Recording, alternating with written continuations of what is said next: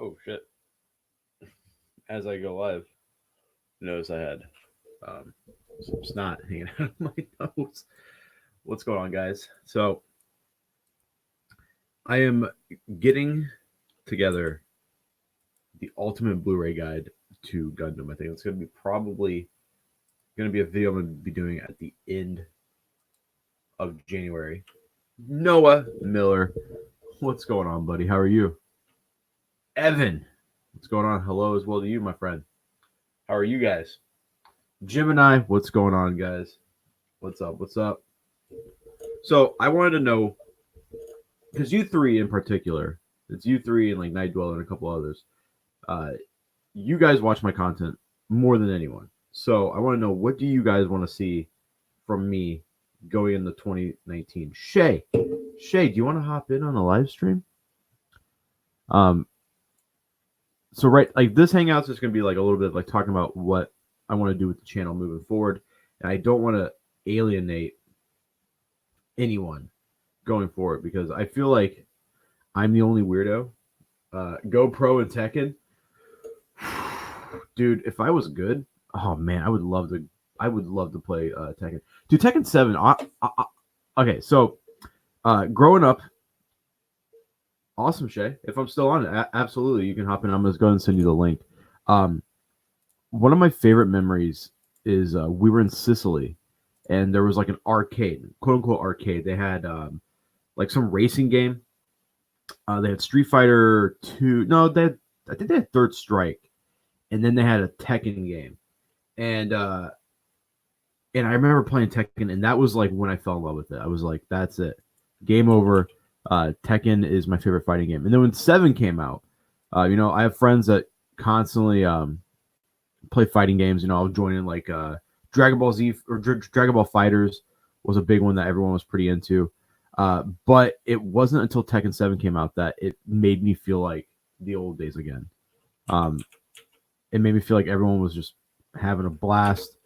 We would play for literally hours and hours and hours and hours and hours of just Tekken.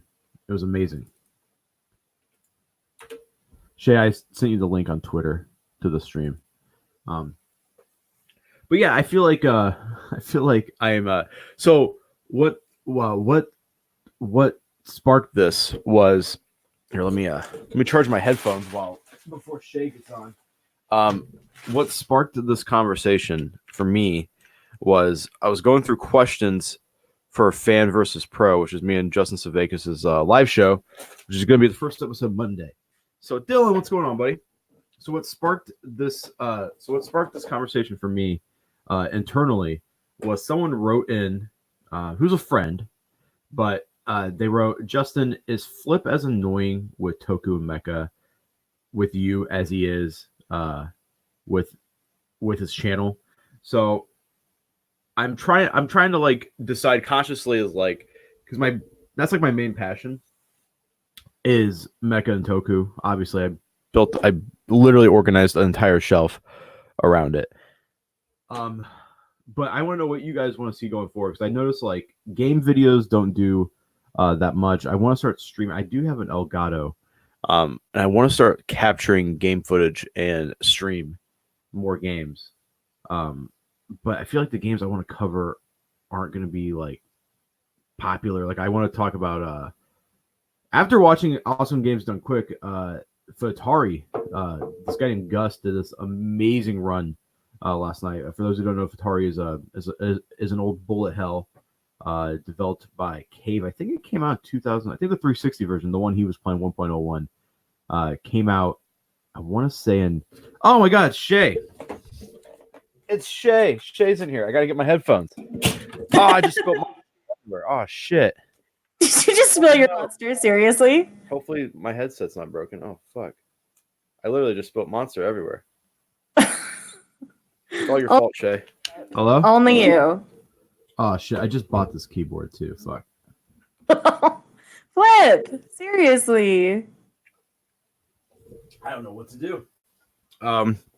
Okay, there's nothing. I don't think I have any monster on the electronics. I'm trying to look around. Do I have a sock somewhere I can wipe this up? I do. Oh shit. Ah, shit, Shay. Yeah. This is awful. Yeah, like clean it up. Your wife will be mad at you if you break things. I think she'll get mad if I break her things. I don't think she cares about my shit. But expensive things, wives always care when expensive things break. That's true, but oh man, yeah, that's a lot of monster. Holy shit, this sock is soaked now. So Shay, how's your 2020 going? Good so far. It's been nice and relaxing. I really love the new shop that I'm in, so that makes for Good. a lot of stuff. Yeah. And your hair looks awesome. Oh, thanks. It's just back in a little bun today because I don't work today, so I'm just in my feelings very much today, actually. I was in my feelings last night. I was I went to the actually there was a song by the Lumineers. Do you like the Lumineers?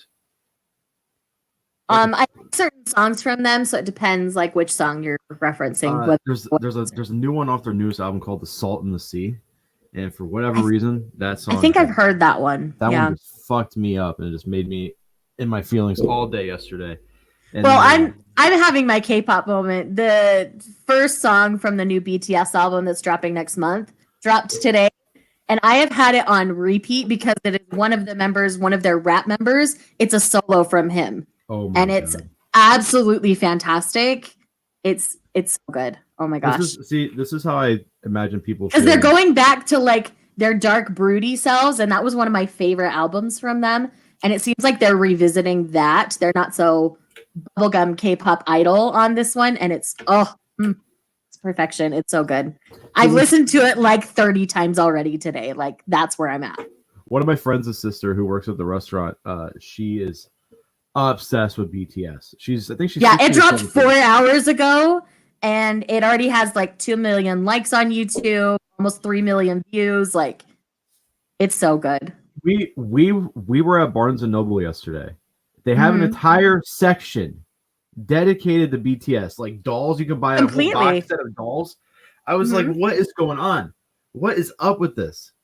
When it comes to K-pop, like, they're smart with their marketing. They purposely they'll make different versions of the same album. All the music's the same, but they have different things inside. So the collector in you wants it all.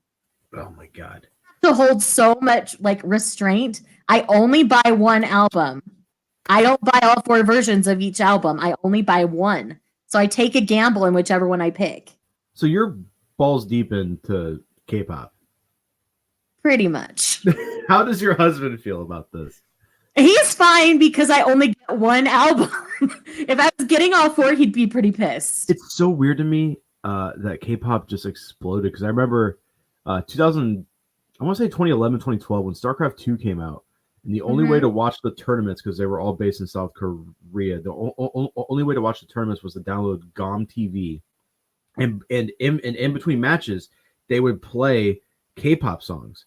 So I was like, oh, this is really cool. Like Bubble Pop was really big during that time.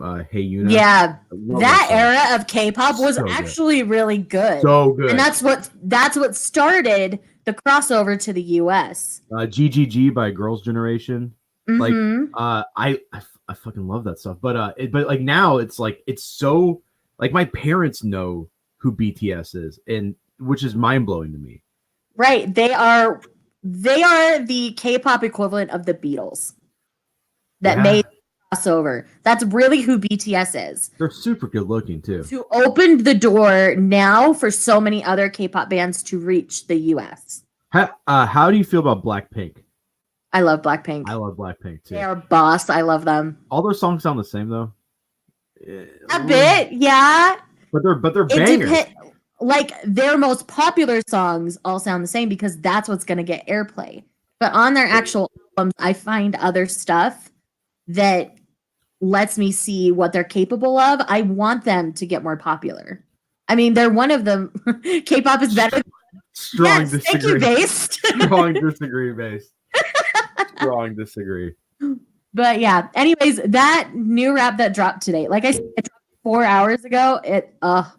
You don't peg me as a K-pop fan, so when I see stuff on my timeline it's you, I'm like, what the fuck's going on? What is happening right now? Because you were posting about the bulletproof vest that he was wearing. Yeah, he's wearing an assault vest in the new video. What's that So, mean? well, in Korea, all adult males are required to serve the military. Ah, okay. 28. And the older members of the band are almost 28. This is the last album before they'll have to go serve in the military unless they get some sort of special clearance from their government, which they've already come out and said, no, we're not going to give it to them. Alex is a good question here. If they were American, do you think people would do you think they'd be as liked by people? It doesn't sound anything unique musically, personally. I think it's the whole package, really. I mean, like you got like how many members? 5? 7. That you got 7 really handsome, beautiful Korean men. They actually have good voices. They do. I just don't get the craze. I mean, this is probably how people feel when I talk about Toku and Gundam. Is like because like when I hear people like, especially my friend's sister who works for us, they were on like some award show or something. They're performing, and she like squatted down on the ground because she couldn't contain her excitement, and she was going, oh, and she always wears a J-Hope on it. That's one of the things with the culture. There's a lot of people like that in the culture, but I'm a pretty sane human being. I fangirl, and I fangirl all over the internet, but I can like restrain myself. I don't lose my crap. I'll just kind of like you're borderline there, Shay. Sometimes some of your tweets, I'm like, a bunch of my friends like did reaction videos to this and like have reactions on the internet. I already watched it, so it wouldn't be a genuine reaction. So of course I'm not going to do it now. What I'm doing, because I've watched it so many times now and I've basically picked the video apart, because the other thing with K-pop videos is they always have Easter eggs for what's coming, especially when in these comeback trailers. So everybody's trying to figure out the tone of the new album. And if this is any indication, I'm all on board because this is going to be so fun. But there's all sorts of Easter eggs. They're hinting at other videos that they've done to connect them together. It's and like other religion. Like there's so much to like dissect in this 3 video. It is 3 minutes long. 3 minutes. And the internet is going wild. I thought I was going nuts when I watched the Hathaways trailer, and I was like, like the whole time. But you guys are, I mean, K-pop fans they're almost as bad as Base would say, shoujo girls. In some ways. Did you see that whole thing? No, but a lot of them run in the same circles. So oh my god, it's kind of hand in hand. But Shoujo Beat very politely told. Oh no, I was so proud of Shoujo Beat because they tag them in freaking everything. Because I follow Shoujo Beat, so I see it all, and I'm like, these girls need to leave this company alone. Because technically, the Shoujo Beat Twitter isn't even Viz. That's not. No. I'm gonna start. Shoujo Beat Twitter is people who love Shoujo Beat and like help print them, but they're not actually Viz, so they're not doing any good tagging Shoujo Beat. I just thought that was hilarious. It's so dumb. Because Base has been talking about, well, everyone's been talking about the dreaded Shoujo girls for months, and I've never experienced it truly. There's a whole circle of Shoujo girls on Twitter who nag publishing companies to publish their favorites in print, not just to get the license, but they want them physically in print, even though they're reading all the scans online. That makes a company less inclined to do it. So they have that huge disconnect, and it drives me crazy because it gives all shoujo fans a bad rap. This is what I mean. I saw this firsthand, but they told Apollo to stop commenting where men aren't meant to be. Exactly. Anybody can read shoujo. There is some fantastic shoujo manga. Could you imagine? You know this. Could you imagine if I was like, bitches can't read shonen? Get the fuck out. People would be like, cancel Flip now. Yeah, seriously. I don't know why they think they do this. Like, it's so stupid. They're not doing like the shoujo fans. I think my headset is dying. You gotta plug it in. This is what I hate about. I need to just say fuck it and bite the bullet and get a fucking wired headset. This happens every time, and it's the older this headset gets, the worse the battery is. All right, say something.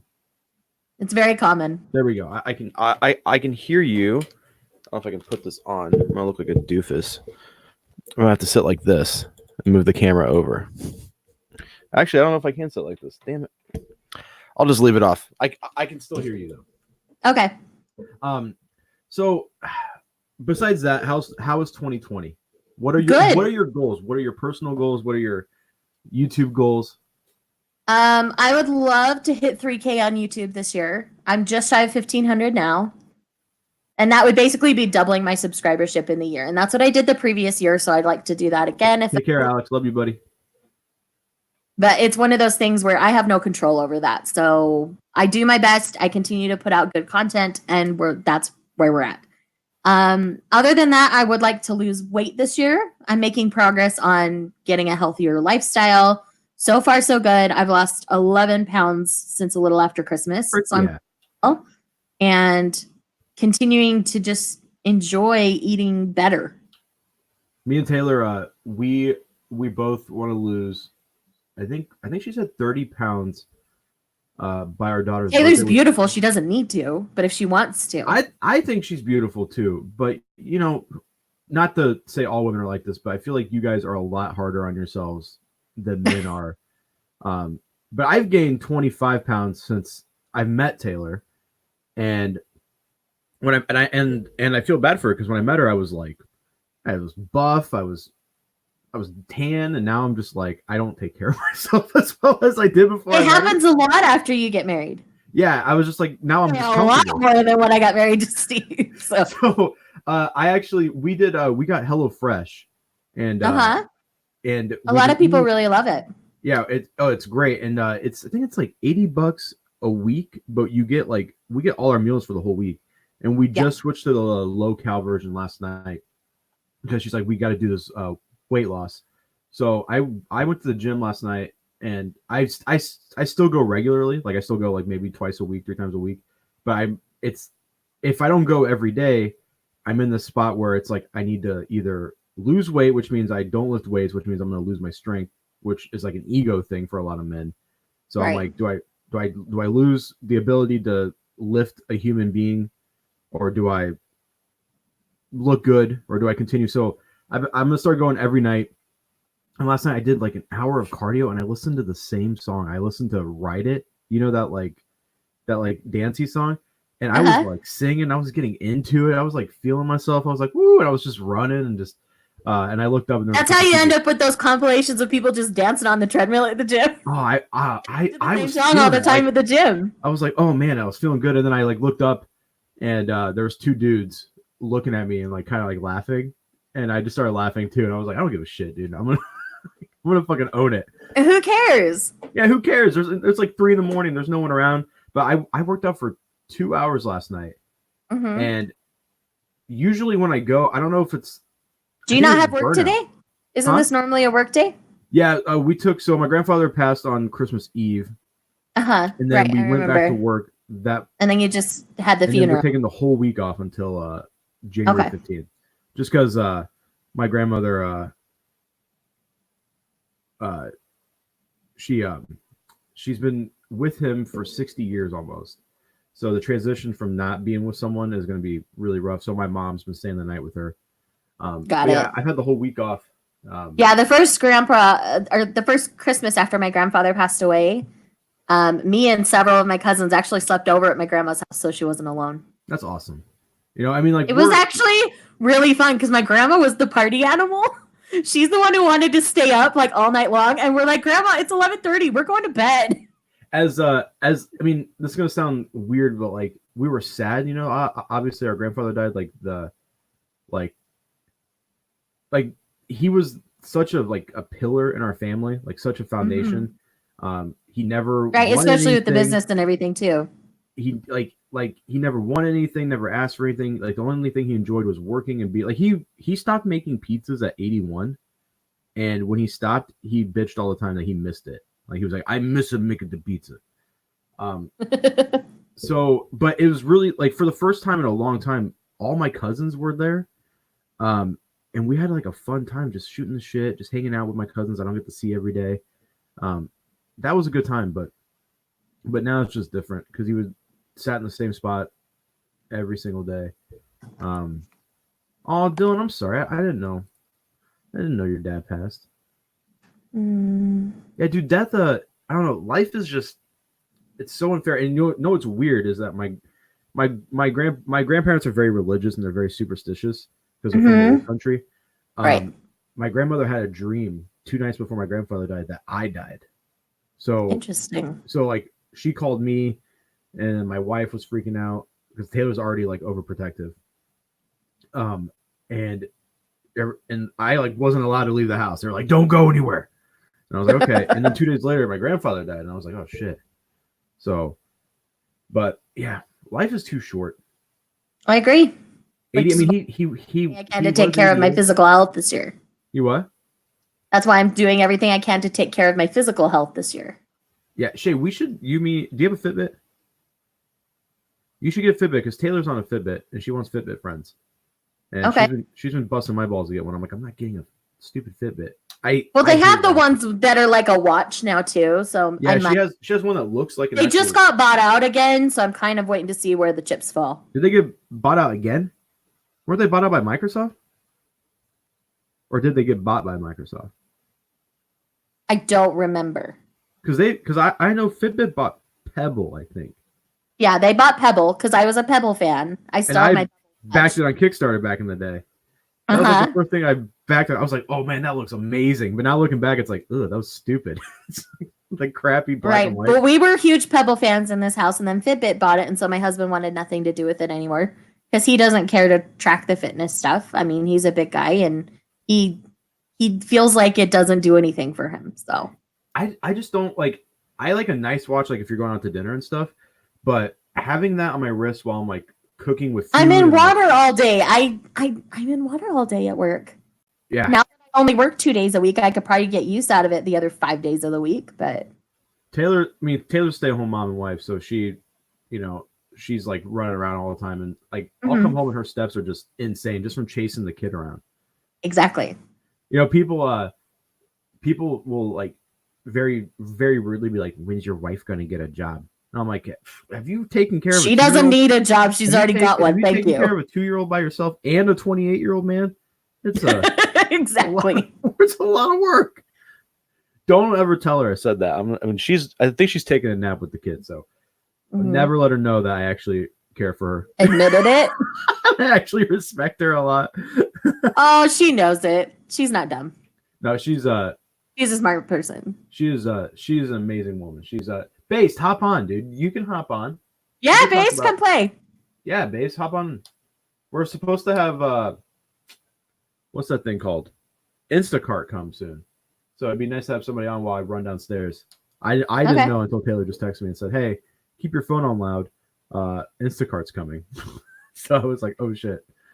I really should have already gotten the mail today. I haven't even gotten that far today, but I do have to trek over to the post office too. So. I woke up, went to the restaurant. Me and my dad tore down all the Christmas decorations. And then now I'm just hanging out. I had so much stuff I was going to get done this morning, and then that song dropped and everything changed. He's wearing a jacket. Everything changed. It's one of those things where I've watched it so many times, I'm noticing more and more. Like they drop an old album title in the middle of the video. They reference other ones, and that was just one thing because it's something that ARMY, as the BTS fans are called, they were like campaigning really hard last year to get the government to like give them a pass so they can still continue to do what they're doing, and they don't have to take this I think it's 2 years in the military. Yep. So they didn't have to take the 2 years because what if not all the members survive? With the state of the world, we never know. If anything, it's going to be harder now. Hey, Bits. I actually remember my favorite StarCraft player had to quit to go into the military, and then when he came back, he was never the same. Base Senpai. Okay, yeah, we're good. I just had to fix some things. What a shitty hat you have on. Go Bucks. Well, that's rude. Go Bucks. Does Utah doesn't have a football team, right? You guys have a basketball team. Utah? Yeah, the Jazz. We have a professional football team. Yeah, we've got a basketball team. We have a low-grade baseball team. And we've got hockey. And soccer. You mean That's the only one we really don't have, I guess. It's soccer. Yes. Base, how are you, buddy? Good. I just got out of the shower, actually. How do you feel about this BTS video? I listened to it. I liked it. I didn't listen to it 30 times like Shay did. But it has some deep meaning to it. I think there's a lot of Well, I put it on the caption so I could get all the lyrics, and I was like, I want to pick the lyrics apart now. Yeah, I think there's a lot of I think because BTS gets swamped. I think a lot of it. I think they really appreciate their fans, but I also think that at the same time they also. No, that's why I really like the video, because I think it depicts it well. Yeah, like they're really feelings, because they feel trapped by their fans as well as other things. Fans are crazy. All the stuff that's happening with Twice right now and the stalker. Oh my gosh, yeah. Some rich German CEO's son got a plane ticket to go to Korea to he has it's like a diary on Twitter. Like, I'm gonna meet this girl no matter what. No one's gonna stop me now. Like their management it's really creepy, but so creepy. They can't do anything about it because he's not because he boarded the same plane as them and walked up to them while they were on the plane, which was really scary. But I don't know. Some fans are crazy. I've never liked anything that much in my life. What are you talking about? I mean, honestly, if I saw you have a shelf right there.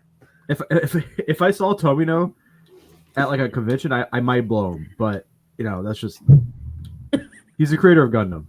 Okay, dude. I'm just kidding. So based someone commented on the video and called me a fucking idiot, and then just took their comment off. But I can still see it on the YouTube creators app. I got some warriors in the shadows, dude. Just be careful. You what? I got some warriors in the shadows. Just be careful. You got some K-pop fans on your side? I don't know. I got some shooters. Just be careful. Could you imagine liking someone on YouTube that much that you would ride or die for him? What are you talking about? That's all. Those are all my viewers. Aw, it's nice of you. No, but I was trying to imitate your voice, and I was gonna go all out with the wrist tattoo too. I was gonna draw your wrist tattoo on my wrist, just to make it even memeier. But then I was so stuffed. I'm still kind of stuffed up. So yesterday, if you noticed the the voice starts off mild, and then it just gets really, really stupid. By the end of the video, I still don't know how it has 600 views. People are. It's definitely a bait thumbnail, but it's whatever. That's a great thumbnail. Zach is amazing. Base Senpai exposed. They're probably clicking on it to see something some shoujo drama shit. Just check out some stuff or something, but instead it's just your crappy toku collection. So yeah, it's got 615 views and 50 likes. I don't know, man. 26 comments. So it's actually quite a lot. But I was listening to your conversation about watches, though. I recommend a G-Shock. Waterproof. You could throw it down a cliff, and it'd be fine. Drop it off a building. It's a great watch. Are you talking about for watches? Yep. G-Shock watch. Boom. Yeah, but I'm not really doing what about heat? Because my hands in a pizza oven all day. No, this thing is it's like a super watch. You can do whatever you want with this thing. I actually had an Apple Watch stop working, and I think it stopped because either the flour in the air got into it and stopped it, or it stopped from the heat of the pizza. No, these are $200. These are $200 resistance watches. These things are. I've had this thing for I'm gonna put it 5 years. Cases. I mean, if you want to cook your watch, then go for it, dude. Shay, I saw you enter the My Hero Academia universe. Yes. That was something fun Loli was talking about, and he had shown me a thumbnail. He made one for me and too. I'm like, you should do that with other YouTubers. That would be so fun. I don't know why he chose to show mine first. I don't get it, but whatever. I don't get why he didn't do that, because mine was my ability. I think he's still working on it, but he's just kind of stepped away from he's YouTube for a bit. He's working on a tokusatsu film. That's and he's done with that now. Last I heard, I think they did part 2. I don't know, but they're working on it. From what I've seen, It's really cool. But my hero card was, I have the ability to, if I have to poop, I can look at anyone and shit their pants, like transport my poop to their pants, and all the cleanup goes to them. So that was my good ability. Lord, really? I was like, Then "Can never look at me again if that's your power. just shit my pants. Look at. Gosh. I work in the oil field, and G-Shock still works, but dirty. Damn. I'm telling you, these watches are dope. I've had this for 5 years. Oil fields. That's a good job, dude. Fuck yeah. Oh, I yeah. know. My former distant father-in-law cousin- worked in the oil fields. Yeah, and my distant cousin works in one, and he makes fucking bank. But he works his ass off. I believe it. You make good money.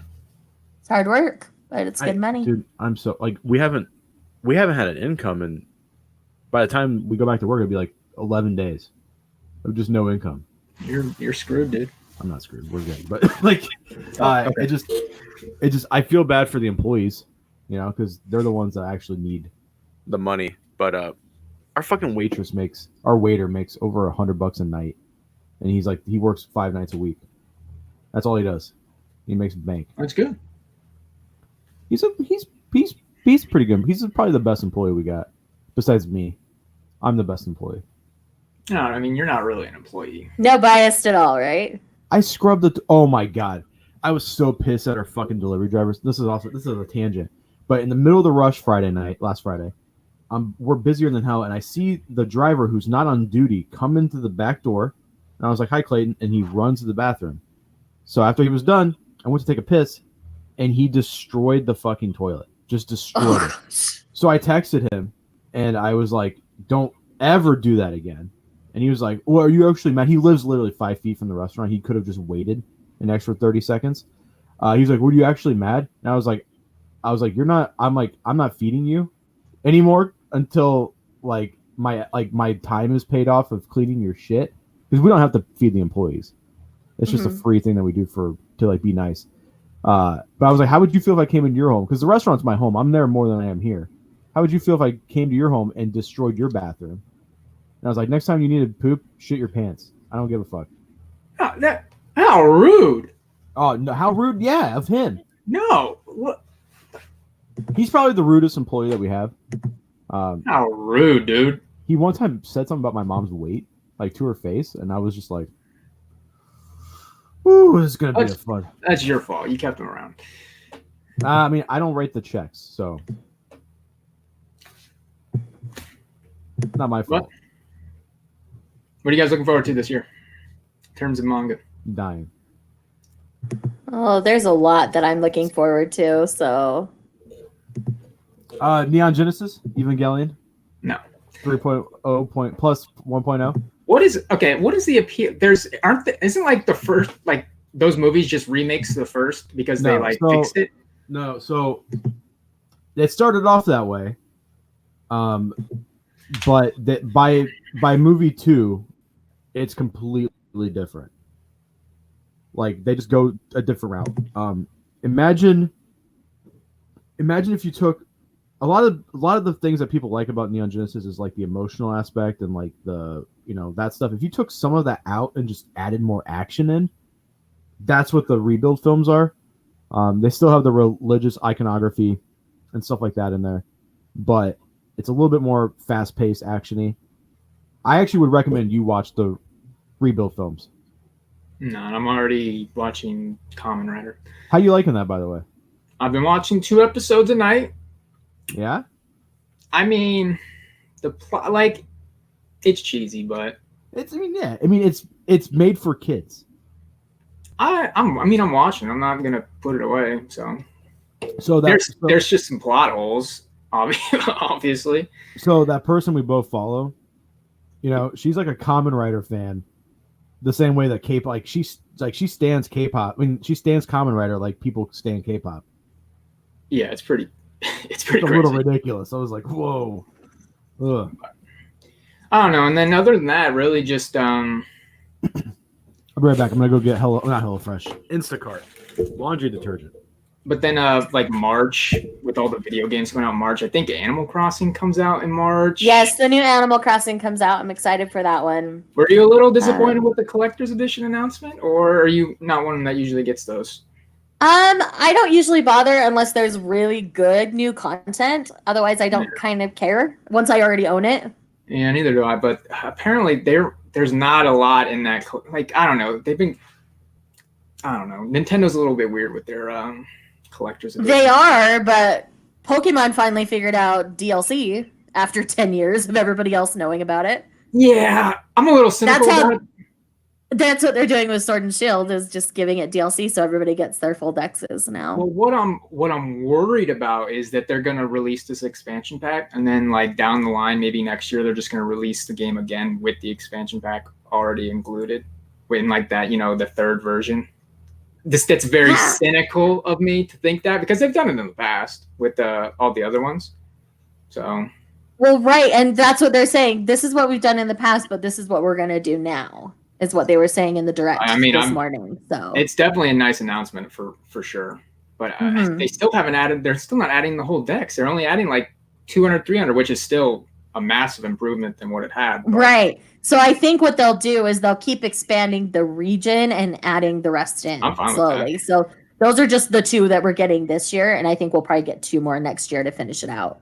And knowing Nintendo, they do really, when they do a season pass, they're like, it's not like a cheap season pass, like a cash grab. They put $30. They put a lot of time into it. So I have the Fire Emblem one, and the Xenoblade Chronicles 2 one was like a 15-hour game on top of what you already had. So I'm not worried about the lack of content. So no, I'm not either. So other than that, I think there is a series coming out in February or March. Now it's a seinen, but it's about a girl who's really into cosplay, and then she meets a guy who has a secret. Oh yeah. That's on my list. It's actually a josei. Okay, is it? What was it called? It's like Sono Bisque. I don't know what it's called, but because I keep forgetting it, but I have it in my wish list because I know I'll forget the name of it. Yeah. But I'm really interested in that. But no, I'm really excited about that one. For sure. Prince Freya is one that's high on my list. It's got Yona vibes for me. I saw that one.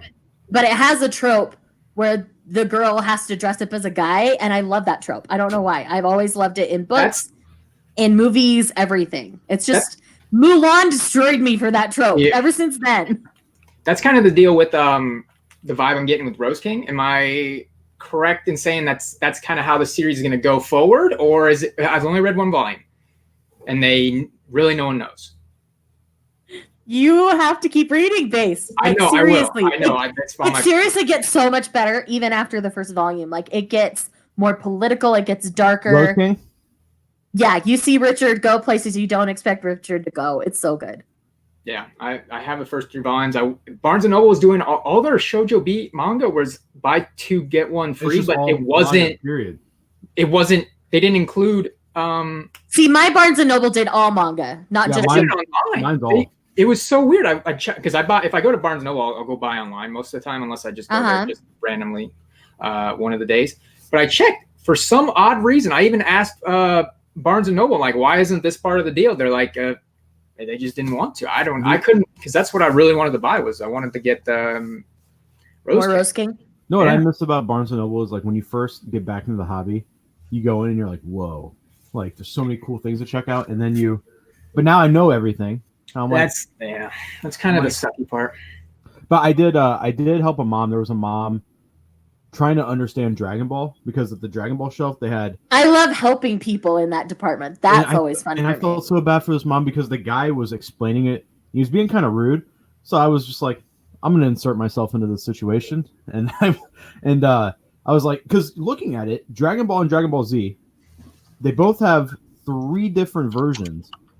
At Barnes & Noble, at least, they have the the cheap 3-in-1s, then they have the Viz Bigs 3-in-1s, and then they have the standard volumes, and then they're super. And she was just like, "What is all this?" She's like, "I just want my son to read instead of being on his phone all the time." And he loved Dragon Ball, but what comes next? So she ended up getting him. I think she said her son was 13. She ended up getting him Black Clover and My Hero.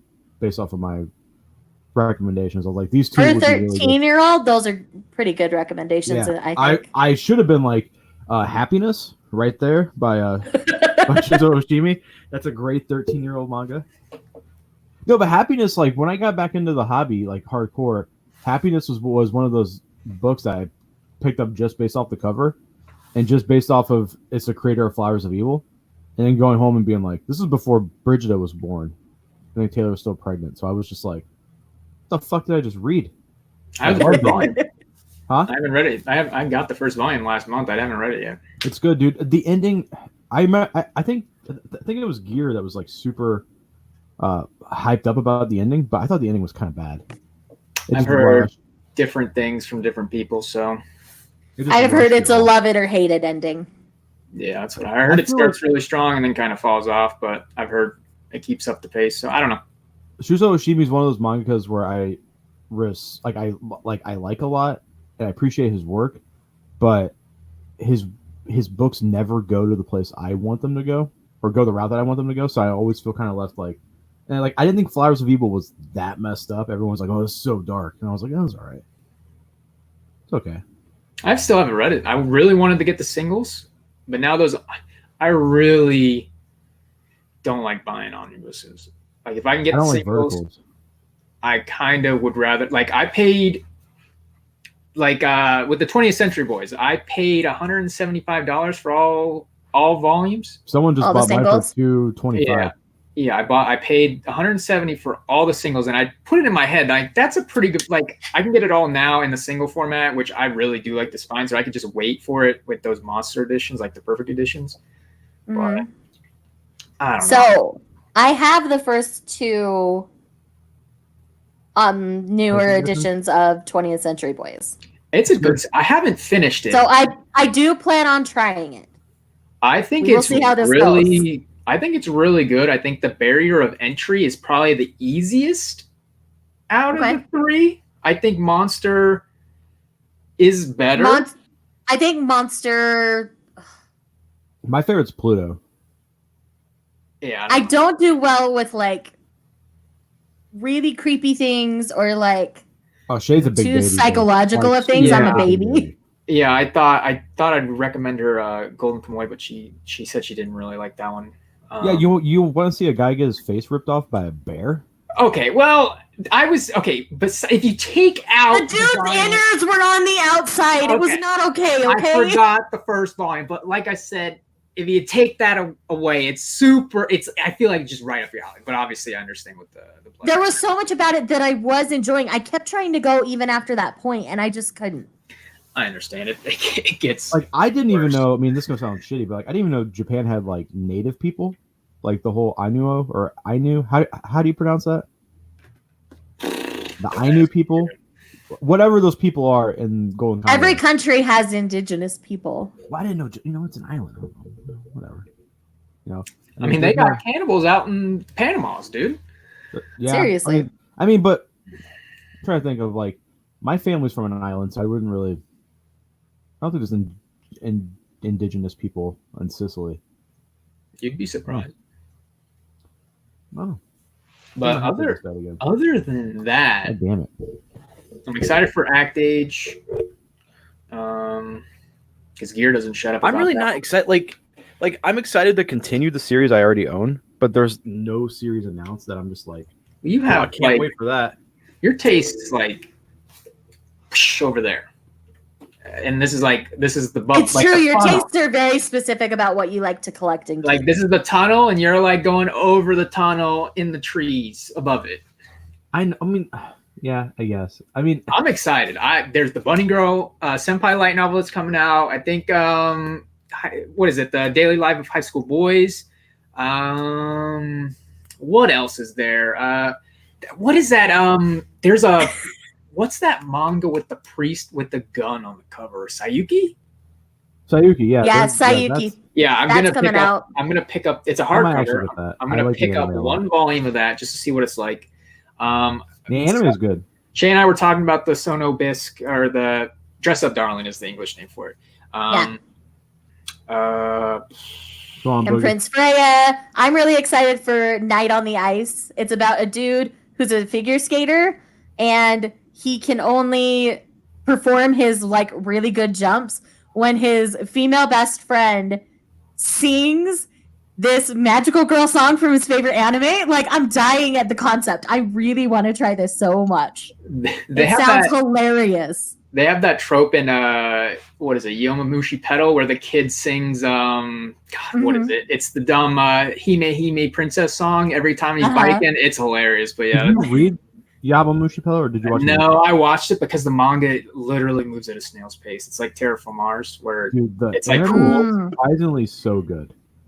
Yeah, the anime, funny enough, made me go out and purchase one of those $800 like road bicycles you see on the streets, and I've Shout out wrecked. to Wow. Discotech for publishing that. Yeah, I really I started biking a couple of years ago, and I haven't done it much last year because of health reasons, but I once the weather in Florida actually goes above 70 degrees, I'm gonna go out and start biking again. I would kill for 70-degree weather right now. It is snowing and like, I've got snow on the ground outside. I've been in sweatpants and sweatshirts because it's like in the 60s. Don't. And see, I'm like, that would be shorts and t-shirt weather for me. I'm like looking at my shelves and like trying to figure out like the only thing I'm like gonna continue to collect is Rose King. I'm behind on that. Golden Kamuy. Definitely Grand Blue Dreaming. I thought that was fucking hilarious. I think it's so funny, dude. It's one of I my laughed favorite my series. ass off. And then Wodokoi as well. Sam got me that, and I was laughing my ass off. I recommend. Volume 4 comes out this summer. Oh, there's only 3. Oh, damn! Sam got me 2. Holy shit! I thought it was like a long. Yeah, there are 3 because what happens is each one is 2 actual volumes, so they're doubled up. Okay. I was gonna say they're thick. And what happens is we're current with Japan, so you have to wait for it because it's. I believe it was originally a webcomic, so the webcomic parts have to come out, and then you get your published in Japan, and then we get the published. So it's been a year and a half since we've seen a volume. Oh, what I am excited about, Transformers manga is getting a hardcover. I'm super pumped about this because Japan had I had region only Transformers, like characters that were only available in the manga. So I'm super excited because I've read some of the new IDW comics and some of those characters appear in it, and I would love to see like the origins of those characters. Other than that, the series, like I know you're gonna roll your eyes, but Gundam Thunderbolt is really good, and so Thunderbolt started off as like I want to say a web series. There was like only like a couple minutes per episode, but it was beautifully animated. So they pieced together season 1 and 2 for 2 films, and they're really good. And then the manga goes further than what the films have like touched on. But the mangaka did get sick halfway through, and the art changes slightly. But it has more color pages out of any Viz book I've seen. Like each volume has at least 8 to 10 pages of color pages.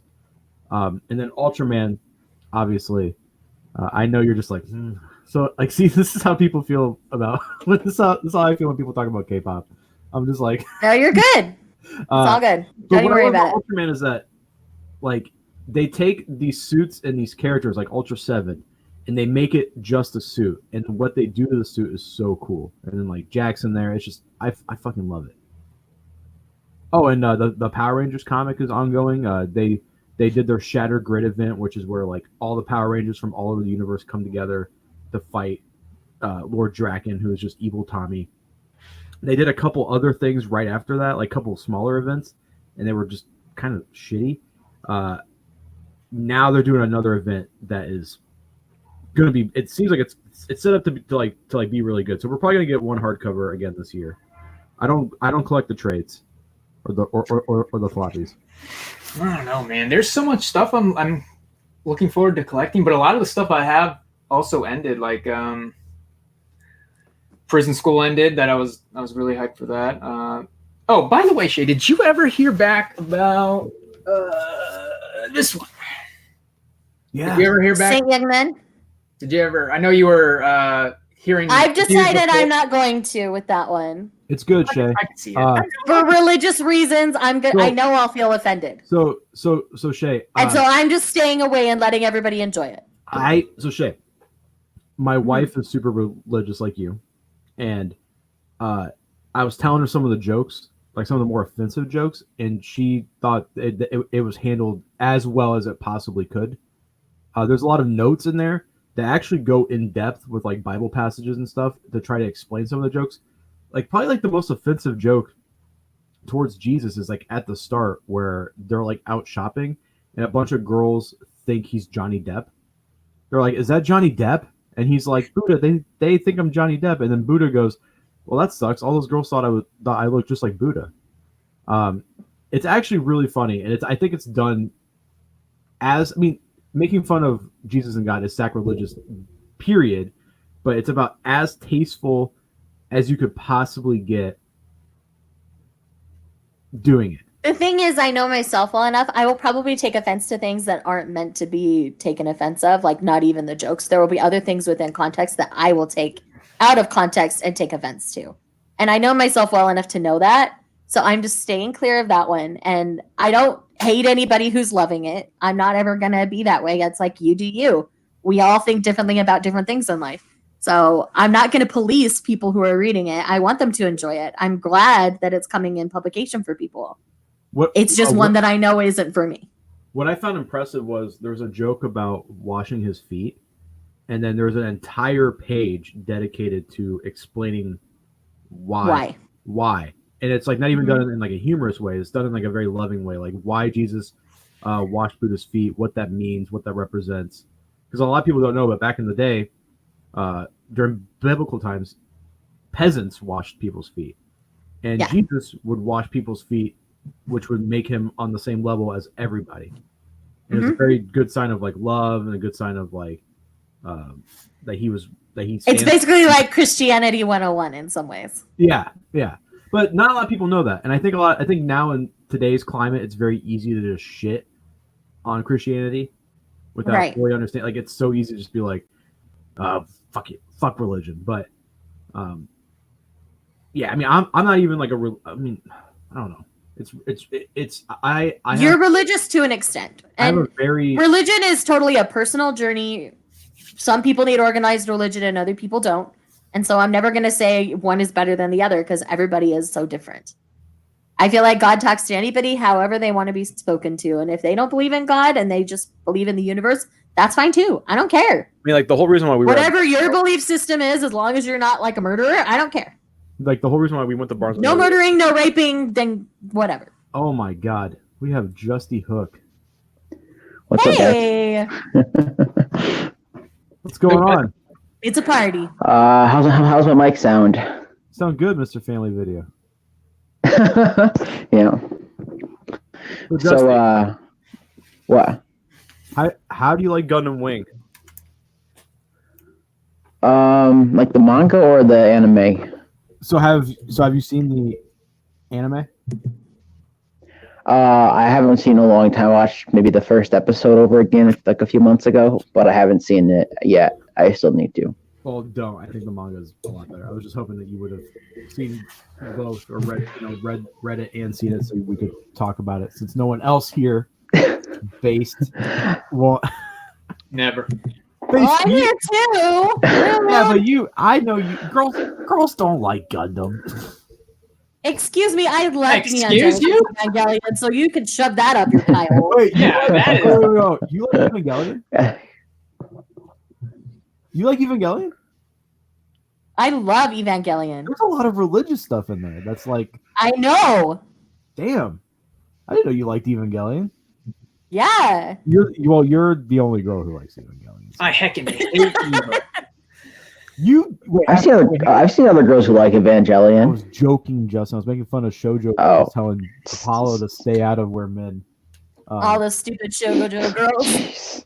Shay, it's so funny because you're friends with literally everyone, but I never see you on streams with. I wouldn't say I'm friends with everyone. I'm just not mean to anybody, and I keep to myself. Yeah, you're very much in your own thing because you're a booktuber, but now you're just like the manga big sister. And Base is the manga toku fanatic. I'm more of a villain, to be quite honest. Because it is, if it doesn't get an 8.0 or higher on Mal, it's not 7.5. It's 7.5, I think. 7.5 now? Okay. I'm generous. Generous person. Base, some of the best stuff I've read and watched are like 6s and 5s. That's subjective. I Because the was, greater collective judges it and deems it to be subpar. But the thing is, some person's trash is another person's treasure. I love trashy mangas. I do. I like the trashy, smutty junk. Like I do. It's How goes fantastic. the Smutathon, by the way? Smutathon is going. It was going really good until today. Though I did read 2 volumes of smutty manga this morning. So, Alex, you want to get in on this, dude? I'm just kidding. Oh, he kicked what? himself off. What a moron! I don't know if he can get himself back in here. Don't worry, Shay. I'm getting my first I just smutty connected manga this myself. year. Yeah, you're okay. You did. What did you read? Huh? What did you read? No, I'm getting my first one. I'm gonna try this one. It sounds funny. It's called Sweat and Soap. It looks like a really funny one. I don't know. So high on my like want to read list. I can't lie. I did read the first chapter in scans because I'm like, I have to know where this is gonna go. And Is it funny? I'm freaking here for it. I am so here for it. Oh my gosh, I'm dying. It's gonna be so good. I want to try it out. It sounds. The premise is really funny. It's like a perfume guys. It's like what is the premise more than I do. I think. Yeah, so it's about this girl who she stinks all the time. She doesn't like the smell of her own BO. And she's always been super self-conscious about it. But there's this certain company that their bath products, it seems to mask her odor. And so she has used the products like most of her life, and she ends up working at this company. As she's walking down the hall at work, this dude just gets a whiff of her, and he likes what he smells. Her BO? And so, no, she layers a bunch of their products together, so he likes the smell of what she's doing. But it's a little bit of her too, like her musk. And he's like, I want to duplicate this. Can I come and sniff you every day? It changes. What's this called? It just sounds really funny. He asks permission here. We're all about consent in this community. Come on. I'm so excited to see what this is about. This looks really funny. Seriously, from there, because she's been this shut in, she hasn't dated too much. They start to develop a romantic relationship together because her smell changes as they do things. What's this called? Sweat and Glory or Soap and Glory? I don't remember what. Sweat and Soap. Sweat and Soap. There it is. Is this a manga? Oh, Sweat and Soap. It's a manga. I'm so excited. Yeah, it's coming out in like May. And you make fun of me, Base, for liking fucking Gundam. This And stuff is quality and these two content. degenerates are reading BO, This is the quality manga. content, dude. It's hilarious. I'm just gonna try the first. I'm gonna try the first volume and see how it is. I read Prison. Who just joined? I can't Oh, there we really- go. Oh, hey, Allie. Whoa. How's it going? Do not Alex, judge me for you my hearing snap this? habits here. Yeah, no, I have no He's problems reading a with manga about a girl who has BO. And she masks Dude, it. Yeah, That's the There's no problem with that, and I There's can't. so much more than that, Flip. Don't do that. Wow. Yeah, Honestly, I like when Taylor doesn't bathe for like a week and she smells like Oh, absolute what are you garbage. doing? Now you're the degenerate, dude. I think I'm gonna leave. I think. I may take your cue. Sweat and Soap. Holy shit. Jeez. Sweat and Soap. Wasn't that announced when they were doing the caveman shoujo release? Yes! Almost. And I'm his people, boyfriend. I am here for it because he turns into a total daddy. Oh my gosh. I feel violated. I love this. I don't know what to think of this, dude. I don't know. I wanna Alex, call you a- Okay. So Alex, have you ever smelled a girl and been like, damn, I want to sniff her? I've been like, damn, I want to bathe that girl. Maybe but she smells like... I'd call you a dirty bastard, but apparently it's not you that you like being dirty. So. God, you guys are making this so much worse than it actually is. Oh my gosh. He is like freshly showered. Stop it. Yeah, I can love we, this funny stuff because the premises are just so funny. yeah, sometimes. can we get that clipped where Flip said that and then just put that on Twitter and just never let him live that down? Oh my gosh. So I was on Alex's podcast. Was it yesterday or the day before? Yeah, something And like that. And there, you know the joke how I love the N word after Yes. after you hit offline, I was like, okay, sweet, we're offline. I can stop myself. I was like, sweet. We stop recording now. What's my favorite Samari manga? What I is think it means Samari? I think it meant Samurai. Samurai. Be careful. with Isn't this. it Blade of the Immortal? It's Blade of the Immortal, but I don't know. Pinky's up, guys. It's Vagabond. Oh, What a master. That is a great series. That's great. I have the singles for sale right there. Last 4 Well, are sealed. I don't think you should sell it, in my opinion. I might not. I mean, I don't know. I sold Overlord. I read more of the Overlord light novel. I still think it's good. It's All just, right. but it's Japanese. It's no 86.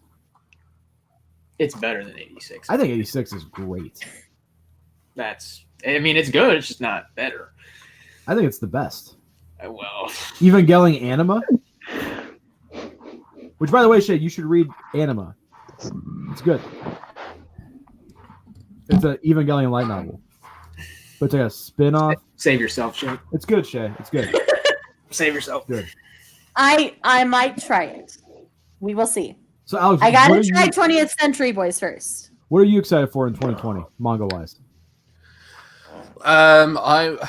I'm curious about Jujutsu Kaisen. I'm Yep. curious about it. I read the first volume, and I to be honest, I wasn't that blown away by it. Like, I thought it was okay, but Okay, yeah. I don't like. Some people think it's going to be like the next big thing from Shonen Jump. I haven't read ahead though. I know there's like 60 odd chapters about already, but I haven't read that Zach far ahead. loves it. Yeah, I mean, I'm still Yeah. skeptical about the whole Yeah. this being the next big thing. I just don't see that. Honestly, I didn't think Demon Slayer was going to be the next big thing. I agree. One of my first impressions, I was like, this fucking sucks. But then at the same time, the fact that it's already had an anime announced for it kind of says it does tell me that they obviously believe in it to kind of pick up that quickly. But then again, I don't know how quickly animes are normally picked up though. Like after They're not as quick as how they're pumping them out lately. Yeah. Because I think they're kind of seeing the pattern. Hey, because the problem If is you re-release simultaneously, it does better. they waited because they would do it weekly with no breaks, and then they catch up and they have to do filler, and that wasn't really working. But then they started doing seasons, 12 episodes, 24 episodes, and then they see the sales and quality of said series increase. So do you not think that they would try to aim to have more series that they could kind of prop up those weaker seasons then? Because I feel like you look at something like Fire Force. I know a lot of people liked it. I think it died off, to be fair. But then again, it got released at a really kind of crowded time. It was a bad release. So had they put that in like a more dead season, then you might have had something else to like kind of prop up those kind of in between moments. I still don't really know how the whole season thing works really, but see, then there are a lot of anime that I love that don't get manga releases in the US. Yeah, it's a shame because all the anime that came out in like 2013, 2014 that had was adapting good manga series, it's not relevant now, and they won't bring it over because they're not going to redo the anime for it unless you're names like Full Metal Alchemist. But I just Seriously. want a Gundam Crossbone anime. It's been too long, dude. I think it depends. If Juju Kaisen gets a good studio and is not on Amazon Prime because it was teased to be on it, but it may not. I think it has a shot because it is a little bit edgier than what is usually out. What's the time frame for Amazon's contract? So I know Carbonaria the Iron Fortress was an Amazon exclusive, and then now that's on Netflix. Banana Fish is also on Netflix. do you know what I think though? I think you look at Vinland Saga, for example. I think that really shows the fact that it's still more relevant now, and considering that it's on Amazon than say Fire Force is. The problem with it's just Fire Force is an above average shonen, but it's done by a beloved creator who did Soul Eater. And the problem was that it started airing right during the KyoAni fires, and then they had to change the They changed the color for one episode, didn't they? They had a really bad luck. It aired against Dr. Stone and Kimetsu no Yaiba with, I believe, Vinland Saga as well. So I think Fire Force is pretty solid. I think it would have got done a lot better if it was done in like the summer. Was that summer or fall? That was fall, right? Yeah, Fall. And it's done by Okay. David Productions. Because that's I MHA don't want to too. call it the B team, but it's not the JoJo's team. some of those the animation on It's some of those. incredible, dude. I don't know if it was the. I know it may be considered the B team, but that is not B team animation. Actually, do you know? Talking about anime for next year, I don't know if it is coming out, but like I'm actually really excited for those kind of shorter Junji Ito things. You know that trailer that they showed where it looked. Uzumaki? Yeah, I mean, I know that I've seen the collection before, and it was pretty shit. But from what they kind of showed in that little trailer, it looked really cool with it being black and white and stuff like that. If that comes out, if that is coming out in this year, I'll be pretty pumped to see that. I'm gonna go to Right Stuff because like I was looking at manga the other night and there's no volume ones that are catching my eye, and I think it's just I don't know. It's a weird. I know that Perfect World comes out this year, guys. You really need to read it. Is that the wheelchair one? Mm-hmm. Oh, ping pong. Okay, that one. Yeah, I may try that one. What ping pong? It is so good, and it's much more than a romance. It's more like looking at somebody's life who has a disability. Like you see him go to the hospital with bed sores and stuff. Like they don't pull their punches. They really talk about all of it, and it's so good. Do you know how many volumes it is? You get the main story completed in 9 volumes, but there will be a 10th with some other additional stories. Okay, that's not that bad. Oh, There's we're, actually So it's not super long. there's a really think good. I think the first one drops in February or March. I want to say February. There's a really good question in the comments actually, which Yeah. says, "What manga do you think has the best first chapter?" Oh god. Definitely not Berserk. First chapter fucking Yeah. sucks. Oh yeah. Best first page ever, maybe. Oh yeah, dude. Oh, man. Honestly, one of my favorite first chapters is a Bride story. Still haven't read that one yet. I'm trying to think It's of, so good. I'm on a mission to get everybody to read it because it's more like a period slice of life than a romance. Golden Kamuy. Is Villain Saga is pretty. Yeah, Vinland. Yeah, Vinland's pretty good. Yeah. I don't know. I felt like. Go ahead. I was gonna say like Vinland. It starts good, but I feel like I feel like they're better. It gets better quite soon after that. I don't know if it was the strongest. Oh, and then again, it's that war sequence, isn't it? Which is pretty fucking cool. Yeah, that's what that was. I was blown away by that whole first chapter. I was like, whoa.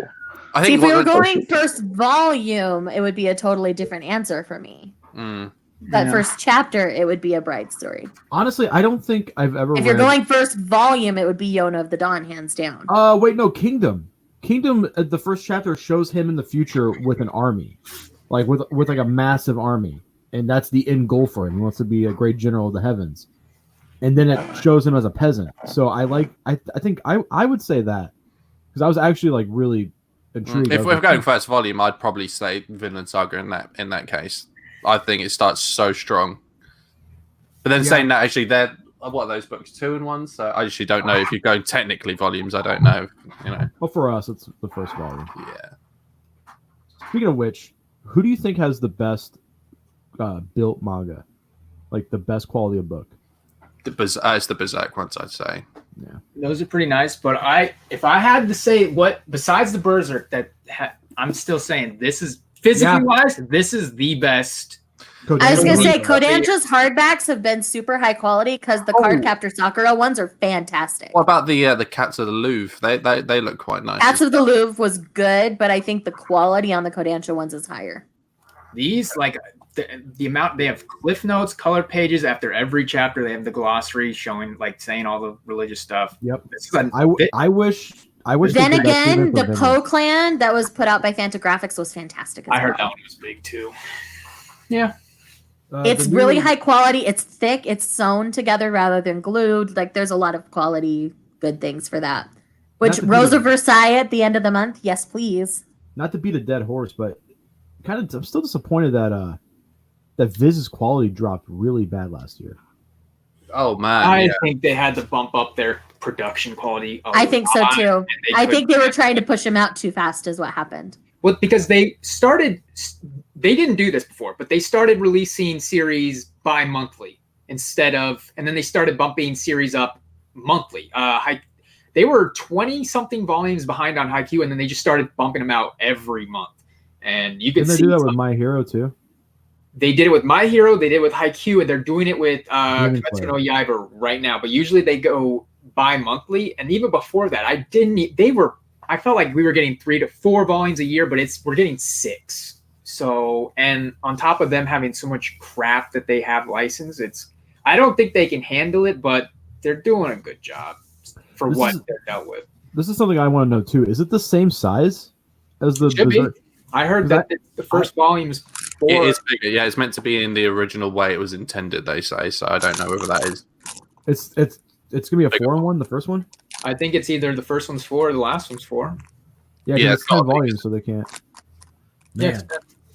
that's dude. If I said this on a Dadcast last year, that I have a feeling Dark Horse is going to start taking their manga seriously because they lost Conan to Marvel, they lost Yosagi Yojimbo to IDW. I think that's who got that. They said and they had new licenses announcements, but they just haven't announced them yet. And then they lost Aliens. They lost a bunch of their properties, like their major comic properties. The only thing that they have left is Hellboy, but the main story of Hellboy is done, so it's all the spin-offs. They that lost no a one- lot of their Clamp titles too. Yeah, so Who does Saga? You know who does Saga? that's Image. Okay, never mind. But I think I said going forward, I think the quality of Dark Horse's books are going to go up, and I think the hardcovers are great. I think besides Elfen Lied, the omnibus I was for really Star disappointed Blazers. with that, to be Oh, fair. it's I was going to pick that up, and then I saw the state of it, and I just thought, oh, fuck that. That's a weird series where like I like a lot of the stuff, but they're lollies, and I just can't get past that. It's like the one thing I can't. Like I had a hard time getting over Puck and Berserk at first, and then when you have two characters so far in the story, there's 2 girls in Elfen Lied so far, the 2 omnibuses, and they're like naked half the time. It's just, I don't know, it's weird. It's a weird series, and the art's not that good. What's your if you had to pick? What's the one kind of manga release physically that you just can't stand? Like what style? Because for me, I'm going to straight up say the Attack on Titan single volumes. I can't stand them. I just think they're really ugly and uninventive as well. I hate how Vertical will get a series with I think great art, and they'll just put it in like a pocket-sized book, like those really small volumes that are like the size of nothing else, like Knights of Sidonia, the singles. I love Nihei's artwork, and reading that in such a small format sucked. Same with the Gundam Wing books. The appeal for me on those is that all the Gundams are in like a different design than they were in the show. So I would love to see that blown up more, but it's condensed. I hate that and Attack on Titan. Like that, the quality of those books are absolute garbage. I don't think the reason I think Kodansha at the time, because Attack on Titan wasn't big when Kodansha licensed it. The problem is in Japan, the covers are black, and that's a lot of ink, in my opinion. I do not think they wanted to do all black covers, whole spines, everything. I know Viz can do it because they have the money for it, but I don't think Kodansha. On my shelves, I don't think anything Kodansha has is black at all. I just think it costs too much money for them. Well, I think that's why Kodansha's gone such a digital route, is they're trying to still make money so that they can print more physically. I have a hot take about Kodansha. They are screwed going into the future. They have nothing to release because all their big digital titles are too long to be printed. Ace of Diamond, Chihaya Furu, I believe it's Maki? called. Yeah, Chihaya Furu. They have Tokyo Revengers that Zach talks about. They have a lot of really good What stuff. about Baki? Baki is not. Is that Kodansha? No, it's not. That's by like one of that third company that I don't know exactly. Udon? No. It's not. It's digitally. out. No. It's by Comicology, but I don't. The point is, they have nothing because if you go look at their magazine, Fairy Tail's ending. They're trying to milk Fairy Tail, like all the spinoffs for all they can. Attack on Titan's ending, Seven Deadly Sins is ending. That's why you see a bunch of spinoffs from that. And then Sailor Moon, they're trying to really redo the Sailor Moon craze with like all the like Cardcaptor Sakura, I believe Kodansha does that. Are you sure? Are you sure? Seven Deadly Sins is ever actually going to end? I think it was. They said it was ending, and then they kind of realized that what the heck do we have? Really, they only have Attack on Titan quintessential quintuplets and Seven Deadly Sins that are really going on that are big in America. So I don't know what they're going to bring over. I'm waiting for Eden Zero to get anime. I would love that. And we can get that going. But One of the titles that I mentioned are Kodansha titles that are coming out this year. Yeah, but Glyphir will save them. No. But in terms of physical releases, I think the Viz 3-in-1, ones that are the size of two, if you put like two Viz books together, that's how big the 3-in-1s are. So they literally just like magically fit one volume into that book. And then I do not like Dark Horse's 3-in-1s where they literally glue the books together. They literally just glue the books together, and it's safe. 2-in-1s are okay. 2-in-1s are fucking awful, dude. Mob Psycho 100 is great. Even though it's a single volume, that's a high quality release. I think their Gantz singles are probably the best, single wise, just build wise, the size of the book. I love it. I think Berserk's smaller. That's the thing. That's the one thing I don't like about Dark Horse is that they don't have like a. They're not consistent with their sizes. It's so weird. Like just looking at my shelf of Dark Horse, it's like Berserk, Lone Wolf and Cub Gantz, and Blade the Immortal are all different sizes, and it's like all varying degrees. It's weird. Oh, Kodansha also has Tokyo Tereba Girls Returns. Oh yeah.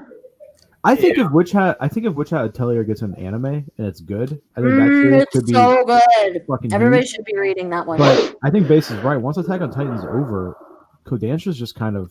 They have like their big title is what is that stupid Ippo? Hajime no Ippo? Yeah, Hajime no Ippo. They can't bring it over because it's over 100 volumes. It's just wouldn't happen. They have a Shida no Joe, which is 20 volumes, but anything really over 20 volumes is a risk, unless they put it in 2-in-1s. I just don't think if you just go through their magazine, they have nothing right now. That is everything they have that's really, really good. Besides, I don't know much about the shoujo stuff that they're bringing over, but a lot of the shonen, seinen stuff, they have jack right now. I'm kind of worried about them going in the future, but. Doesn't Kodansha also have like a? Go ahead. Sorry, buddy. Oh, okay. Well, doesn't Kodansha have a something through Vertical where they work together or something? And Vertical is Kodansha and Vertical are the same parent company. What is your opinion? Alex? Okay. On what? On, well, you started the whole question, and then we went on a tangent of Kodansha. Oh no, I said mine straight off the bat, didn't I? And then I opened up floor to you. You said what's the worst volume, and then you just said Attack on Titan.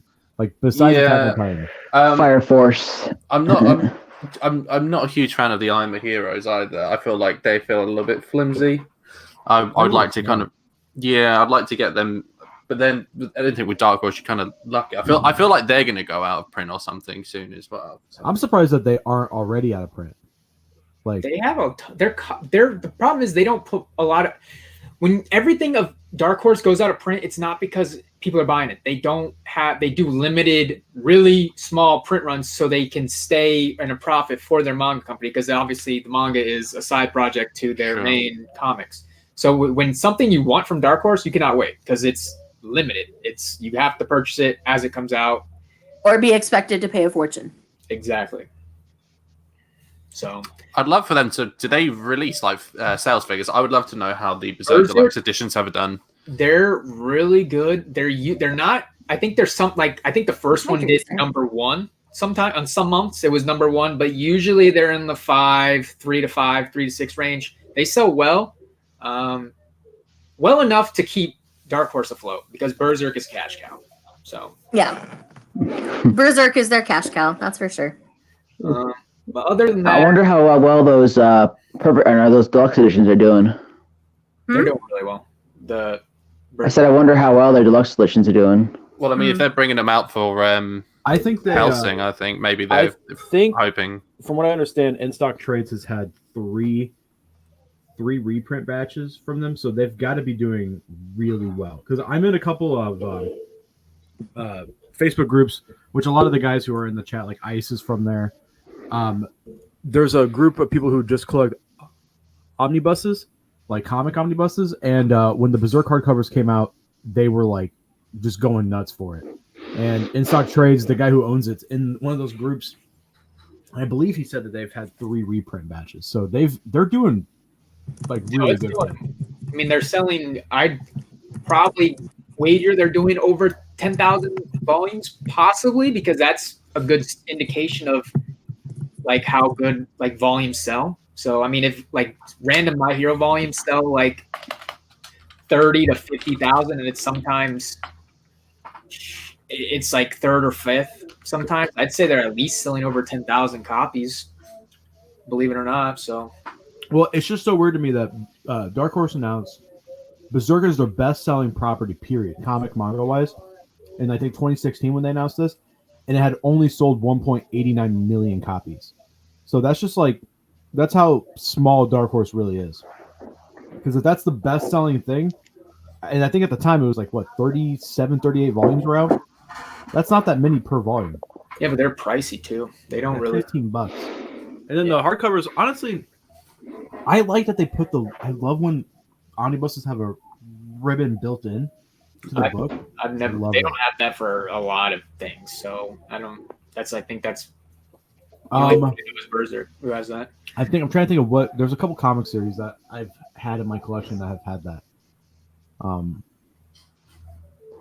I know 70s will be fine because of all the LGBT stuff they're coming over and Monster Girls and etc. All the bad stuff. All the niche stuff, essentially. Even more niche than my taste. They're going to be fine. Yen Press has a lock on the light novel stuff. Even if their manga has been slowly diminishing, they're not going anywhere with all the light novels they have. Yeah. Wait. What? So was that your kid, Justy? Was that your child or was that your? No, that was my nephew betraying through the halls. Your uncle. you're an uncle. I forgot about that. Yeah, I'm looking. Yeah. All my light novels that I've had. That's why I would turn my mic off and on because I got just like kids running all around. So. All the light novels in my collection, besides the Evangelion one, are Yen Press. Huh? yeah. Besides Monogatari, Yen Press is somebody we haven't really talked The about as thing we've just been having froze. this I discussion think their either. quality is fucking awful. I think they're. I found some so stuff bad. that's really nice quality from them, so I don't know. I think it depends on the I publication. think the Ubo Blot volumes are. they're 2-in-1s. I think their best single volume is Kakaguri because the covers are matte. They're heavy. They're like weighted. Yeah. That flimsy stuff. I think Ubo Blot's the only Yen Press manga I have in my collection that's left. I mean, I've got several from Yen Press. I've got several from Seven Seas that I collect as well. Who did the Akira box set? Was that Kodansha? I just watched that film. I watched the first half yesterday and finished How'd it you like it? today for the This first is your time. first time, right? Yeah. That was fucking awesome, man. Oh, The fact that Justin, it's all like hand drawn and shit, super impressive. Isn't that impressive as fuck? Yeah, that mutation scene at the end, I was just like, whoa. I watched that when my kid was, I want to say 16, 17 months, and she was just glued to the television, and I felt really bad having her watch that. But yeah, dude, that film still holds up to this day. It's really good. It's really insane. good. And the music too, like that weird The like, soundtrack. tribal elements to it. It's just so you got to get the manga, man. I just don't think any manga is worth that much for a box That's set like true. that. you know Taylor what got it's it. going for right now? Because I got it for $86 when. Yeah, Taylor got it for about that for Christmas, like 100. But now it wouldn't. I don't know what they're going for. Actually, I'm going to look that up. I mean, Just- not to make you mad or make you upset, Alex. I was looking to get you and Zach both copies of Akira for Christmas, but I was like, I don't like them enough to spend $350 US. Dude, I'm literally I'm on eBay now and it's going for like 300. Yeah, Actually, Well, didn't they have an issue when they first came out? There was a lot of damaged boxes and a stuff lot like of that. damage? I have a damaged box. I don't. Thank God. I don't keep it in the box, and so I don't keep things in boxes. So I don't even keep the slip covers on the My end. 2 box sets I still have in their boxes just because I don't have the shelf space. Alex, I mean to clarify. But I'm making over my I library, do so it'll like be I fine. do like you and Zach a lot. It's cool. Don't worry, I don't like Zach either, so I'd understand that. Yeah. Zach. Dude, okay, so I bought you and Zach something for Christmas, but to You too, get something shipped to Zach, I had to go through his girlfriend or his fiance. I had to message her on Facebook and say, "Hey, if I just PayPal you money, will you fucking?" Because Amazon won't gift somebody something to the UK. That sort of stuff. Yeah, well- I think I couldn't figure it out. it's- You have to go Amazon.uk I know I instead did of that. Amazon.com. I tried that.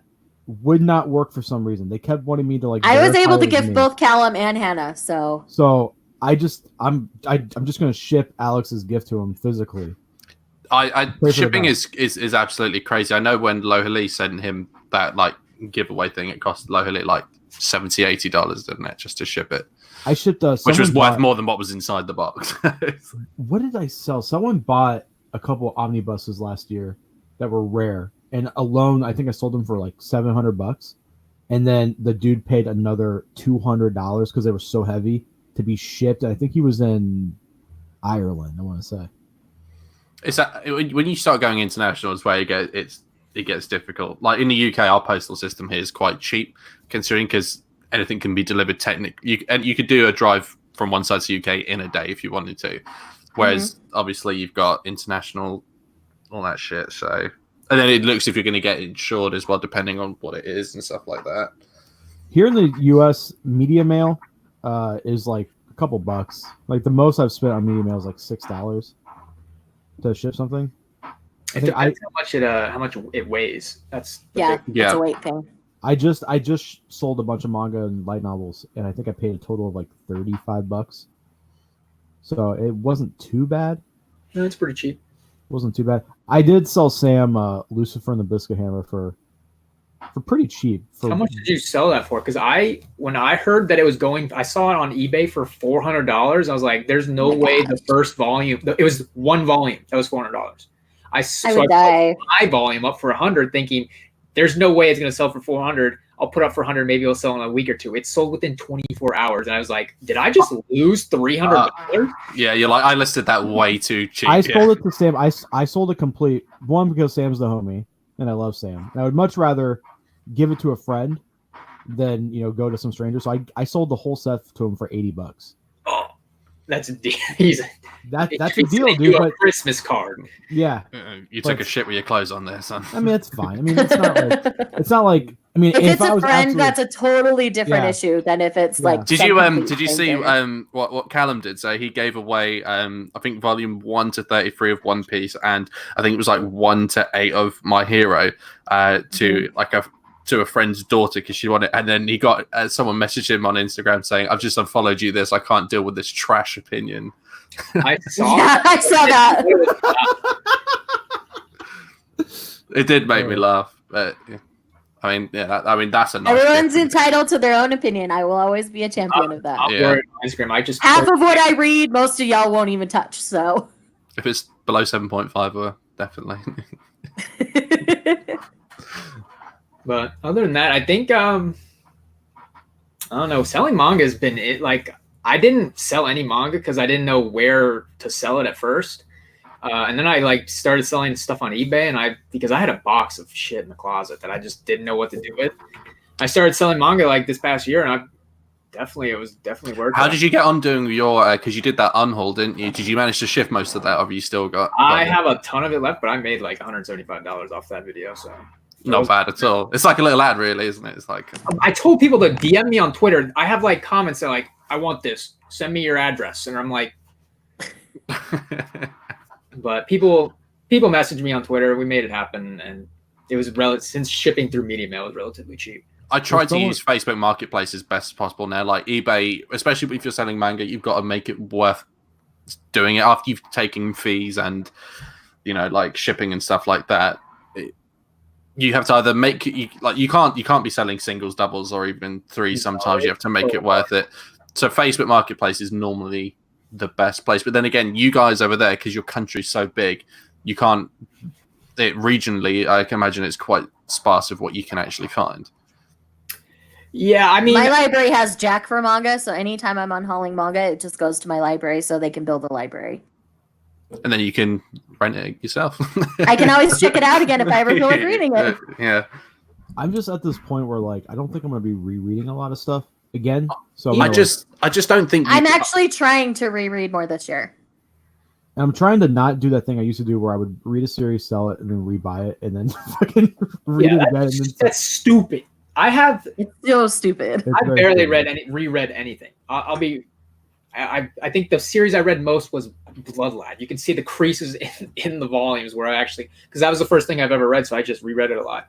But I mean, I really don't, because I have a decent memory, so it has to be a while before I can read it again. I've only started collecting manga for like 5 years, so. What's the most any of you guys have spent on like a single physical release of something? So when obviously being used, I would imagine is where it's going to be. But like I'm talking like a single book, not like a set or anything like that. I know Flip wants this, and I actually regret buying this. This is like one of the things you see in people's collections that people really like to see. It's the hardcover of Battle Royale. I don't want them anymore, man. This After thing, I reread it, I don't like that series. I felt like this may have been my white whale, but this translation sucks. It's awful, dude. This It ruins it. It's so bad. How many are there? Because I saw someone locally here was selling the first 3 for 20 quid each, and then obviously I think it's the last ones that are like it's 4 and 5 that go for. Those are the breadwinners. So how much did you spend on that base? Just be honest. $500. Goddamn. That's a lot of money. I mean, I've notoriously have said last year I spent $10K. That was the most I've ever spent on anything. I bought all of Blade of the Immortal singles for $75. I bought that's about what I got them for too. I got Eden 1-14 for $50, but I saw the Battle Royale Ultimate Editions for $500, and I said, you know what? I have excess money this month. I bought them. I read them. I was like, this was a terrible purchase.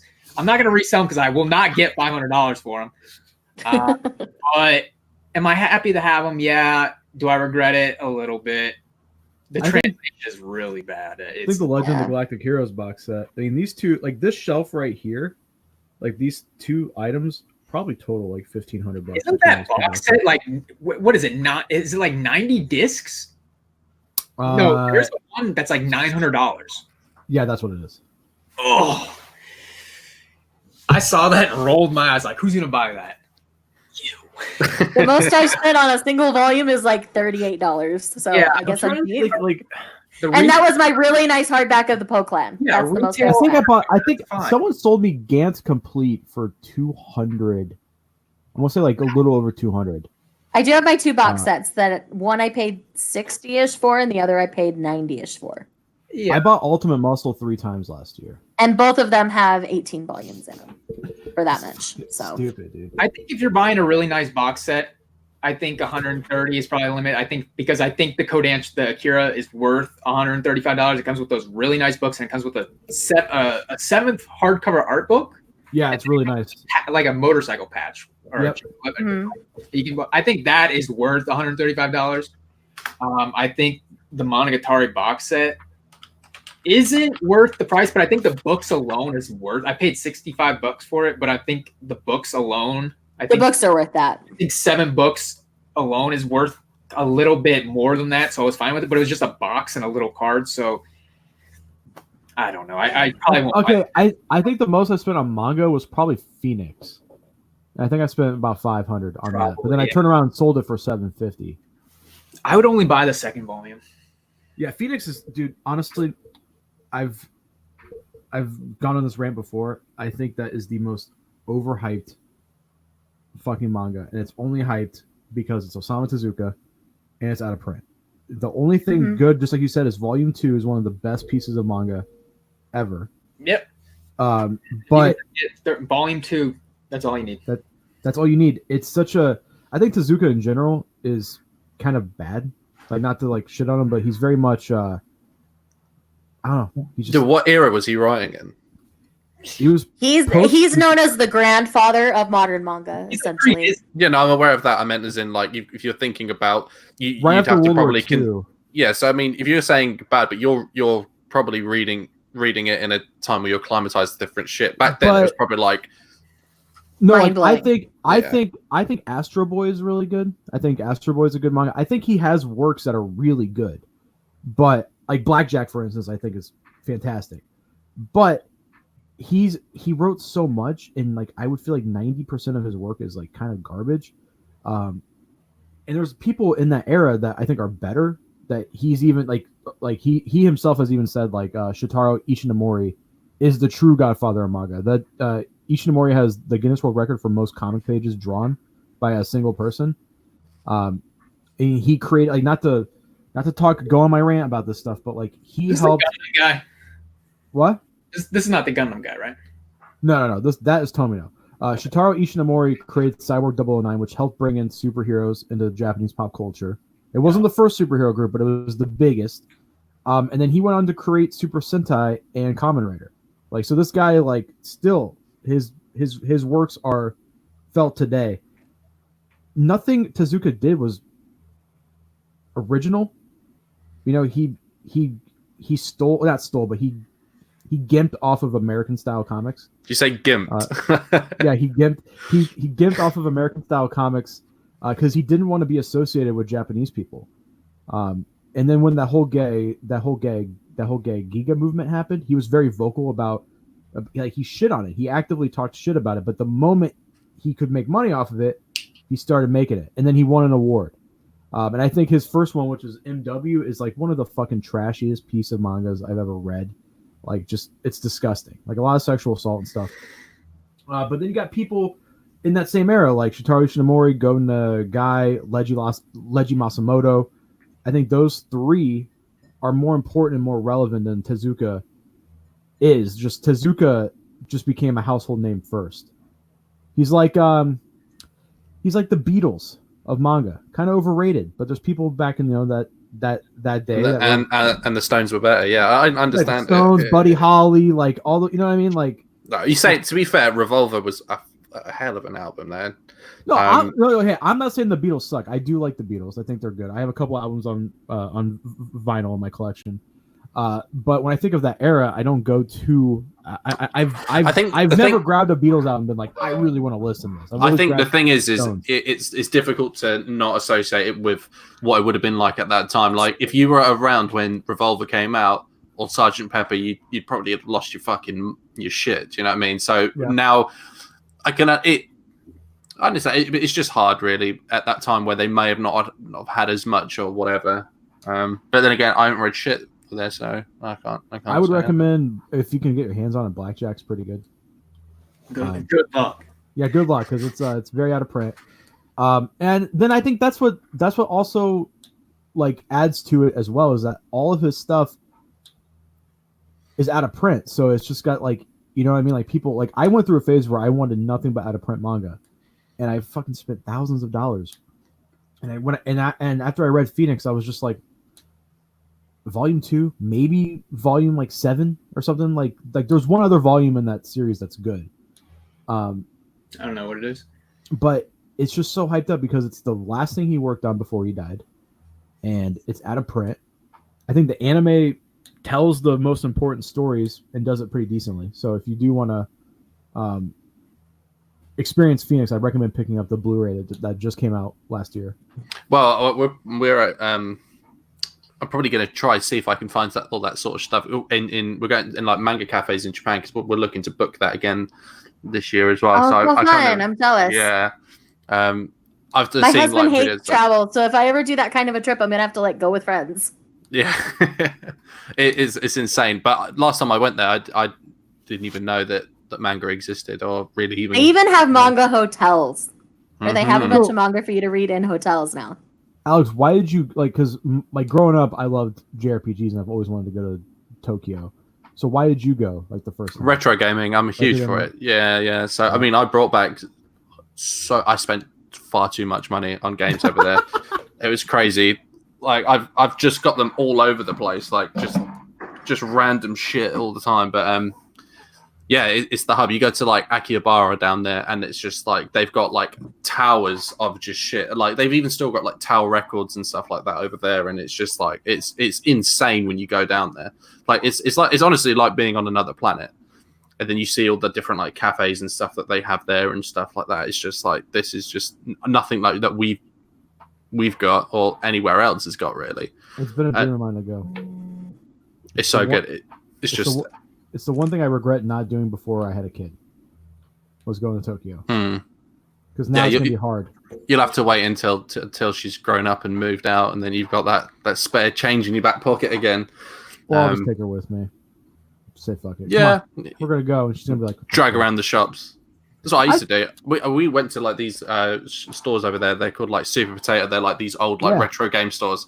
And I just would spend about 2 hours in there. And my other half, she's just kind of like, it's really hot in there. She's just kind of like standing, like surviving. And I'm just like, I can't make up my mind. This one or this one. She's like, pick one and let's go. You know.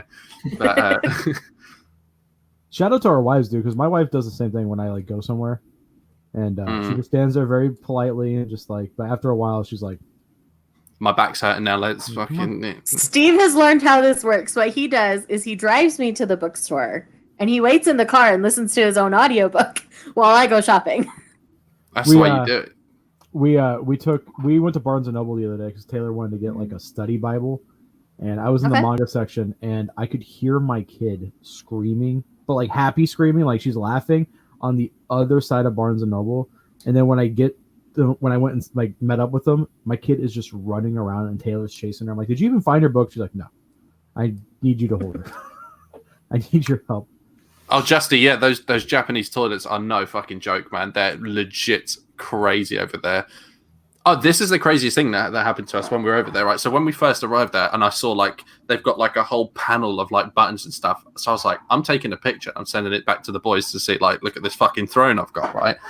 Anyway, we're down a day or two later or something like that. We're walking down the street and we see like there's this like camera crew these like TV presenter people, and they come up to me and the missus and they're like, "Oh, we're looking for people from abroad that are traveling to kind of see what they want to, you know, like our culture and stuff like that." So we're on air, and then they go, "Can we look through some of your pictures on your phone and stuff like that to see what it is." And then they pull it up and they're like, "Why have you taken a picture of the toilet?" And I was like, "Well, thank God it was flush, first of all." But then I had to explain to them like how weird that was for us, and they're just looking at you like, "While you're on TV, like this is just creepy." You're on TV and you're talking about toilets. Yeah.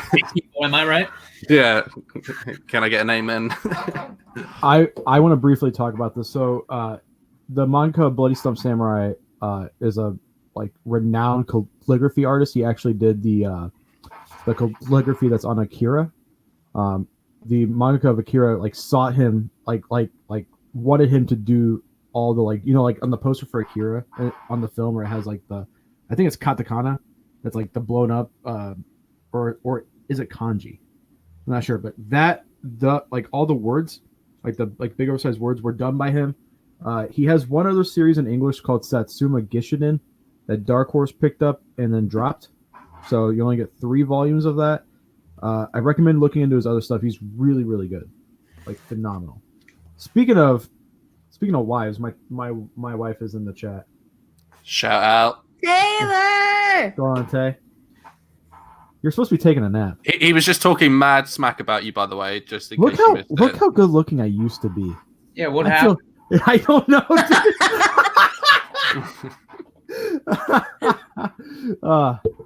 Having a kid happened. It happens. Owning a business happened. Life happened. Eyebrows. They say that though when you have a kid, the man will put on weight too. Just oh, dude, just naturally. Sympathy weight is a real thing. Oh, it's for real, dude. I was so good for the first like I want to say 4 or 5 months of her being pregnant, because she'd wake me up and be like, "Babe, I want McDonald's," and I'd be like, "All right." So we'd have to drive 15 minutes. Honestly, looking back, some of the most fun just driving with your pregnant wife around in the country roads, music blaring, windows down. It was so much fun. But for the first, couple months, I was really good. And then finally I was like, give me a nugget. And then a nugget turned into, I'll have my own nuggets. And then, so see, I have my own burgers and nuggets. I can't wait for the time where I get nagged for nuggets, because normally it's me nugging for the nuggets, so I'm getting tired. Taylor never craved anything weird. I'm trying to think of I think, yeah, just McDonald's. Like I was so worried our kid was going to turn out like a mutant because she just ate so much McDonald's. I was like, damn, our kid's going to be like going to have like a third arm. She's going to come out as a burger. Huh? I just don't think it works like that. You like tuna? Tay, you crave tuna? I never remember you craving tuna. Huh. No, but Taylor's fantastic. She's one of the Yeah, million. see, I agree with Dylan now. I kind of want McDonald's now, and I've I want already McDonald's eaten. too, and my wife probably wants McDonald's. I was gonna say I had to eat like a protein bar while we were sitting here chatting. I'm like, I'm getting hungry because it's like 1:30 here, and I've been on this chat for almost how long have we been going? I got on pretty quick, almost 2 hours. Yeah, we've been live for almost 2 hours. We're just shooting the shit. You guys' day has just about started. It's like 8:30 over here. Yeah, it's. I got up in time for the Nintendo Direct this morning, so I've been up for a while. Thank you. Me. That actually How really do you guys feel annoyed about me. that? That Woo! really fucking annoyed me. I just thought, like, don't get me wrong. I get the people that say, "Oh, at least we don't need to buy a new game like they do with Ultra." It's like you shouldn't have had to in the first place. No, it's like 30 quid. It's like no, I'm talking about the Battle Pass thing. Well, not Battle Pass, the DLC expansions. Yeah, it's just like if I wish. Also, the fact that they Game Freak clearly saw the backlash, said nothing because they knew that it was coming out in DLC. I think if they just communicated that, they would have avoided all of that shit. But I think the fact that they were like, this shit's going to sell itself anyway, so who really gives a fuck anyway? And I think you don't really you can't use that as an excuse that, there's only certain limits. Look what Fire Emblem did. Look what Dragon Quest did. Like they did it and made those games look stunning as well. So I just kind of think like before, I still enjoyed Pokemon when I played it, but it's like you shouldn't have to pay the equivalent of like 80, 90 quid to get one game, which you can now get Dragon Quest for £33. That's the way that I see it. I saw your heartbreak with Pokemon live because you were so fucking hyped for that game. So hyped. And then like as you're tweeting like the first couple of days of you playing it, you were so through the moon with it. It was great. And then something happened, and you were just like, "I'm selling this." Just like, do you know what happened? I finished the game, and then I was like, I can just keep grinding the same thing and get the same. Like, I just kind of felt like you need post game in certain things to keep going. Dude. I beat the first 2 gyms pressing one button. I made money on it. I bought it for £38 and sold it for 42, and then I was like, okay, so basically, I've got the game, played it for free, gave it away, and up until now, you get a new Slowpoke now. It's all fucking everything saved, and then you can wait until whatever to pay your £30, and it's just like I don't know, like I gave my copy to my cousin for Christmas. He's 6. It's his first Pokemon game, and he is just through the moon about it. It's a great game. Don't get me wrong. I had loads of fun with it, but I just think that this is what happens when you start pumping because they're trying to pump a game out every year now, and you've got a company like I would happily have paid more than a normal price for a Pokemon game if it had been like a solid, like what their vision is for what they're trying to do.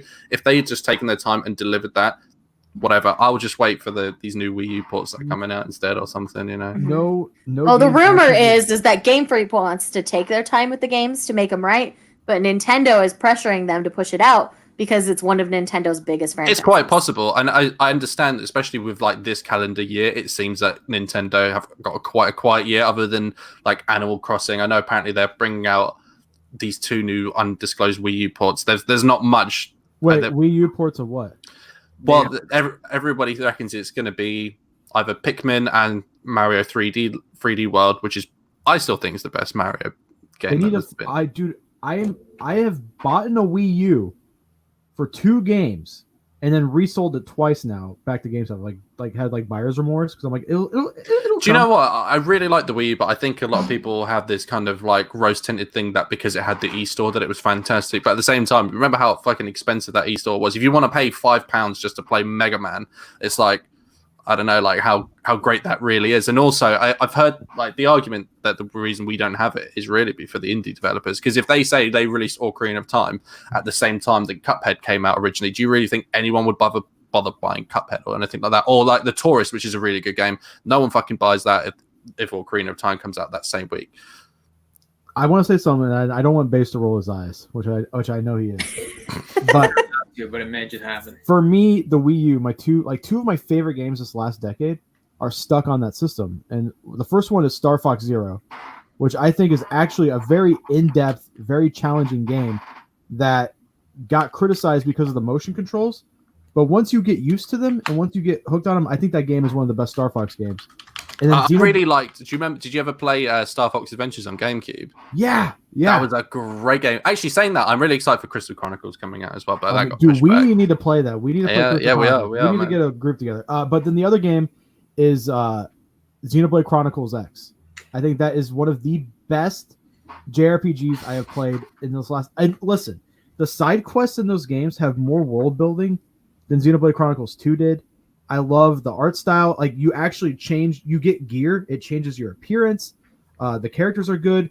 Then 60 hours into the game, you get a mech, and you can like customize it to no end. There's different mechs. It's just that game opens up so much. Like each map in that game, and I think there's like 5 or 6, are like the size of the map in Xenoblade Chronicles 2.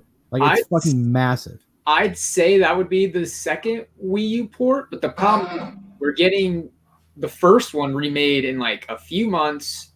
I know X2 sold a lot. I played 300 hours of Xenoblade Chronicles. X2 sold over like almost 2 million. It sold really well. They're gonna do another one.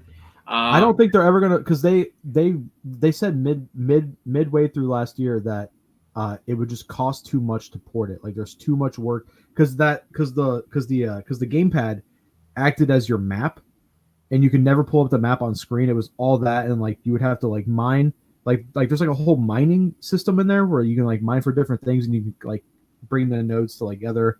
I just think that's if that game never gets ported by the end of this year, I'm gonna buy a Wii U again just to 3DS.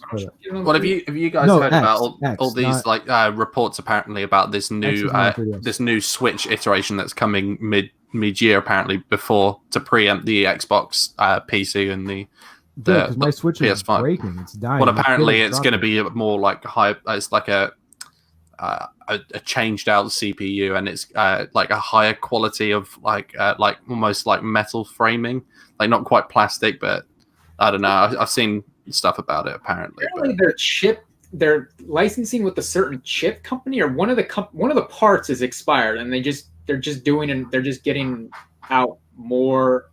They're just doing something with the parts. Like, they have to swap a part essentially. Is what so pretty much the same. But I think they're just gonna put a fucking system. I love that game so much. Are you sure X is? I'm pretty sure X is on. No, it's the first one's on 3DS. Okay, all right. And you had to get the new 3DS. This game is locked behind the Wii U. Dude, I was so hardcore into this game. I love this game.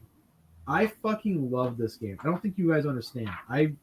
I don't think it beats my love for Mario and Rabbids Kingdom Battle, though. I think that's still game. Legitimately a good game, though. I will fight anyone on a hill. Legitimately good game. I want a sequel for that so badly, because I think it did quite well. Those are videos you should have made, fellas. Is your favorite video games of the decade?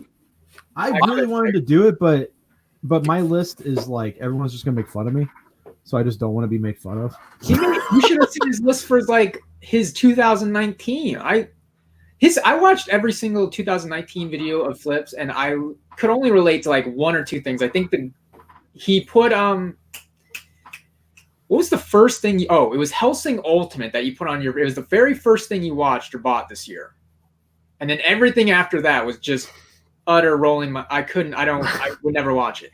I watched. It was like a 15, 17-minute video, and the only thing I saw that I watched was the very Hellsing Ultimate, which is fantastic. Too bloody for you, Shay, but Alonzi, I definitely really good. Alonzi, get that. I recommend that highly. So good. Yeah, I just have niche taste, dude. I don't know. What did you think of the awesome new PS5 logo? Did you think it was like really, really cool and world breaking? I don't think it was a problem with it. It's a logo. They changed the number and were like, here we are, and it's like everyone go write your news articles on this bad boy, you know. Now, Alex, have you played Final Fantasy VII? Mm-hmm. Have you played Crisis Core? I don't. No, I can't say that I have. So, I have a theory that they're going to include, because the story in Crisis Core is kind of integral to Final Fantasy VII as a whole. I have a theory that they're going to, at some point, include some story bits, not like gameplay wise, but like story elements, like in cutscenes, from Crisis Core into Final Fantasy VII Remake. I don't know. For some reason, I don't see the hype around Final Fantasy VII. I really don't.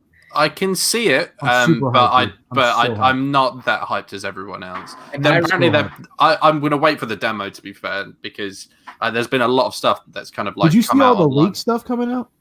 Yeah, I don't really like leaks, man. I just feel like it kind of like ruins that kind of excitement. I try not to look, but the toy line for the new Godzilla film leaked, Godzilla vs. King Kong, and guess what's in it? Mecha Godzilla. It's gonna be in the fucking movie, dude. How do you like that Criterion set, by the way? Oh, I love it. It's right there. I love it. I just think it's so weird, especially in the Criterion Facebook group. People were throwing a fucking fit about this. They were like going, like they were angry, like they were pissed off because Criterion's supposed to be like highbrow cinema, and there's some goofy. I mean, it's from the 50s and 60s. Like there's some goofy elements. I watched because the way that they do kind of restore and like rasterize some of that stuff is honestly stunning, to be fair. It is. I mean, those movies look incredible. I'm not even just them. I'm talking just in general. Criterion are normally pretty good. I mean, nothing is more of a shit show than like whenever Dragon Ball released something. I feel like you just normally, when it comes to anything that gets re-released, especially like to a Blu-ray or anything like that, you can never please anyone. Some people want the widescreen, some want the 4:3, some people want the DNR, some don't, some want the dub, some don't. You know, like you can't. I don't know how companies even decide what the fuck to do, and I can kind of understand why they stay clear of it sometimes. To be fair, I like how I think they said that they aren't going to do 4K just because that's still a very niche format wise. 4K for what? For all their all the Criterion films. Right. Because they probably could put out a 4K film, but they stick with they stick with 2K, and I think those films, I watched probably 90% of the films in that collection. I think they look good. I think all their stuff. I mean, I have here's the other two that I have in my collection. Besides Zatoichi, actually, I'll get that. I have Lone Wolf and Cub and Lady Snowblood. Still prefer the manga, dude. Yeah, the manga's good. I actually like the films a lot. There's some like weird shit in the first film opening. And then there's a series called Zatoichi. It's about a blind samurai, and it's like a 23 film box set. It's fucking massive. I don't want to go get it because I don't have pants on, but it looks incredible. Dude, most people don't have pants on for sure. I can't remember the last time I made a video where I had pants on. Really. Oh, dude, sometimes I'm completely bare, waist down in most of my TMI videos. Flip. No one's TMI.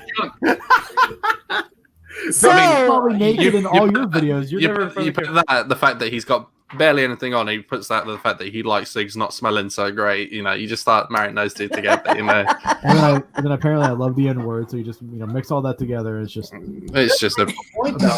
I show my hands. it's just Steve and I, so there's a lot of evenings. if where you we're both actually pantsless at home. I feel pantsless all the time. So I have never said this. I think I've said this to friends. But if you go to my very first collection video, I don't have a shirt on, and there's a reflection at one point in the video where you can see my naked torso. No one's pointed it out, thank God. I can just love you as a person, but no. I can just imagine when when Base does his hauls, it's just like all he's got on is literally just a watch. I was gonna make a joke. You don't. There's no way to know. Just that's what I said. You're probably naked, fully. Just naked, hold those glossy back ones, just a bit carefully, and you're all good. I sit like no one. It's not. I make sure this looks good. I'm literally perched up like a bird. I make sure this looks good, and then I'm just like, all right. I always take a shower before I film a video, though. For whatever reason, if you should be proud of that. Well, that's why I have been putting. And that's probably why there's no pants. Actually, no. Like the way I film a video, like get prepared to film a video is like I'll think about what I want to say in the shower. So I'll be standing there in the shower, do my thing, get my head right. Was this Rocky? And then I'll film. Yeah, and then I'll film. Oh, first I down some raw eggs, and then I film, and then I upload while I'm going to bed. So when I wake up, it's uploaded and ready to go. You upload videos at like literally 4 3 a.m. 4 in the morning, and I feel like if you just waited till people got up. Dude, you would be surprised. Like I'll post a video. Just schedule your videos, dude. I don't know. I mean, Yeah. literally everyone Schedule has your given me. videos. Everyone has given me I had a advice video on how upload to. while we were on this stream. Everyone has been Let's giving be me real. advice about how to like schedule videos and stuff. I've been doing what I've been doing. It's worked. I don't know why it's worked, but it's worked. I'm gonna continue just half-assing it into the future. Okay.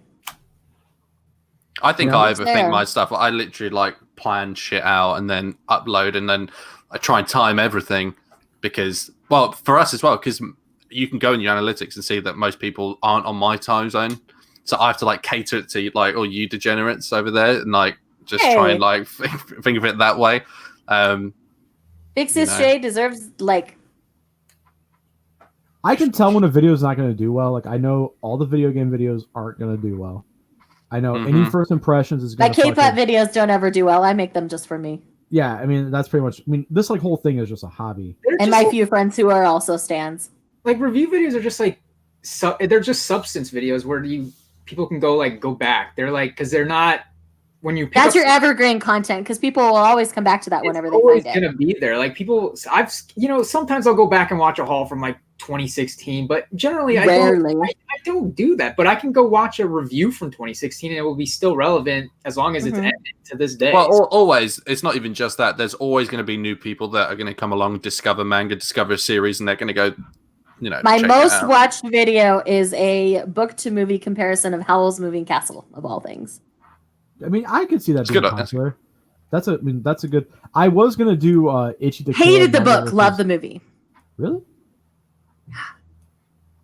Did not enjoy the book at I all. don't think Taylor's seen a Studio Ghibli movie yet besides Kiki's. I haven't seen any. I haven't seen any. Really? I haven't.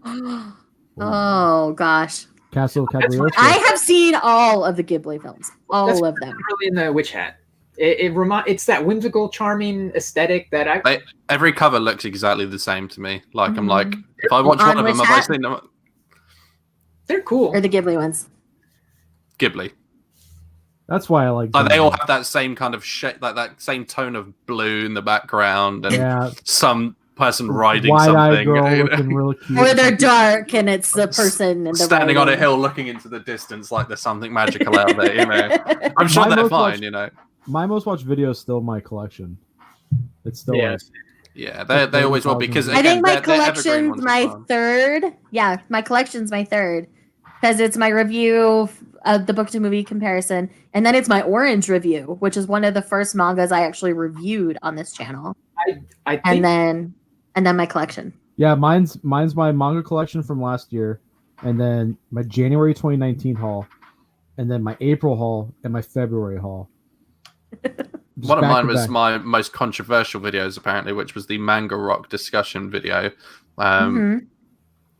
And I don't know, has it quite got as many dislikes as it's got likes? I think. I'm gonna Oh, check- 61% positive.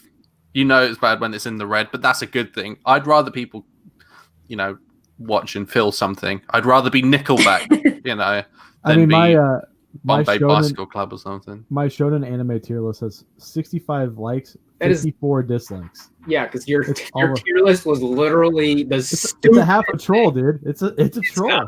It's It's a not. troll. No, it isn't. You know, It is. not. He finished that and was like, that's a pretty decent list, right? Dude. Don't lie. You Oh, put man. Rurouni Kenshin in S tier. Yeah, dude, Rurouni Kenshin. No. It's better than Naruto. You put Naruto on the same level as like Boruto, which was the I think I put Boruto. No, in Naruto high. is better than Boruto by far. But the Oh, thing that Taylor gets me just- about those, about like Because Boruto cannot stand on its own. Taylor just said, "Stop, you fucking hyena."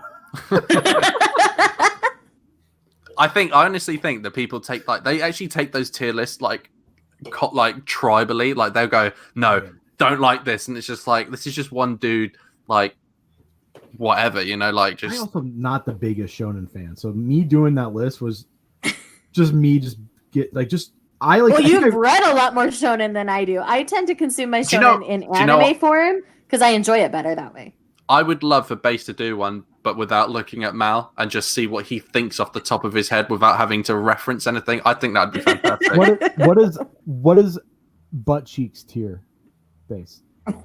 I What? I think That was one of my tier list, butt cheeks. Who did you? Oh gosh.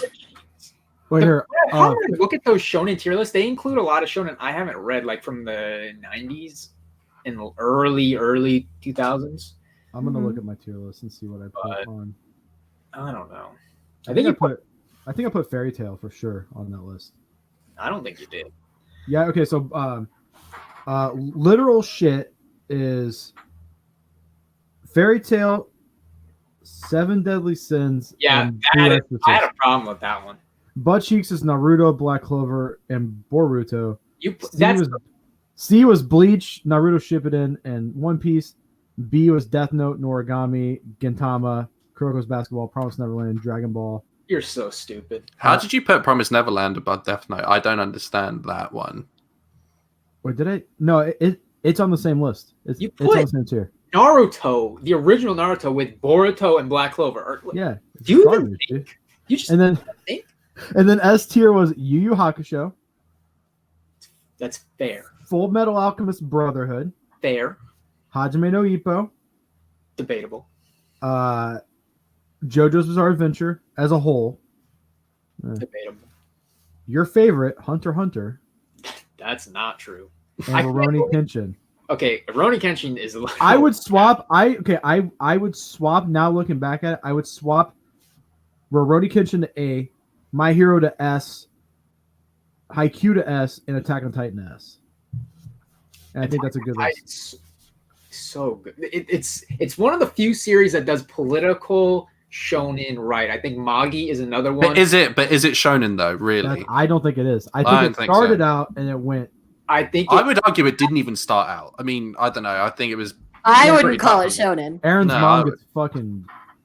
Granted, I'm Stomped watching on. it, but I still wouldn't call it shonen. is technically a shonen. It is definitely not a shonen if you like, but in general technical terms, it is technically a shonen.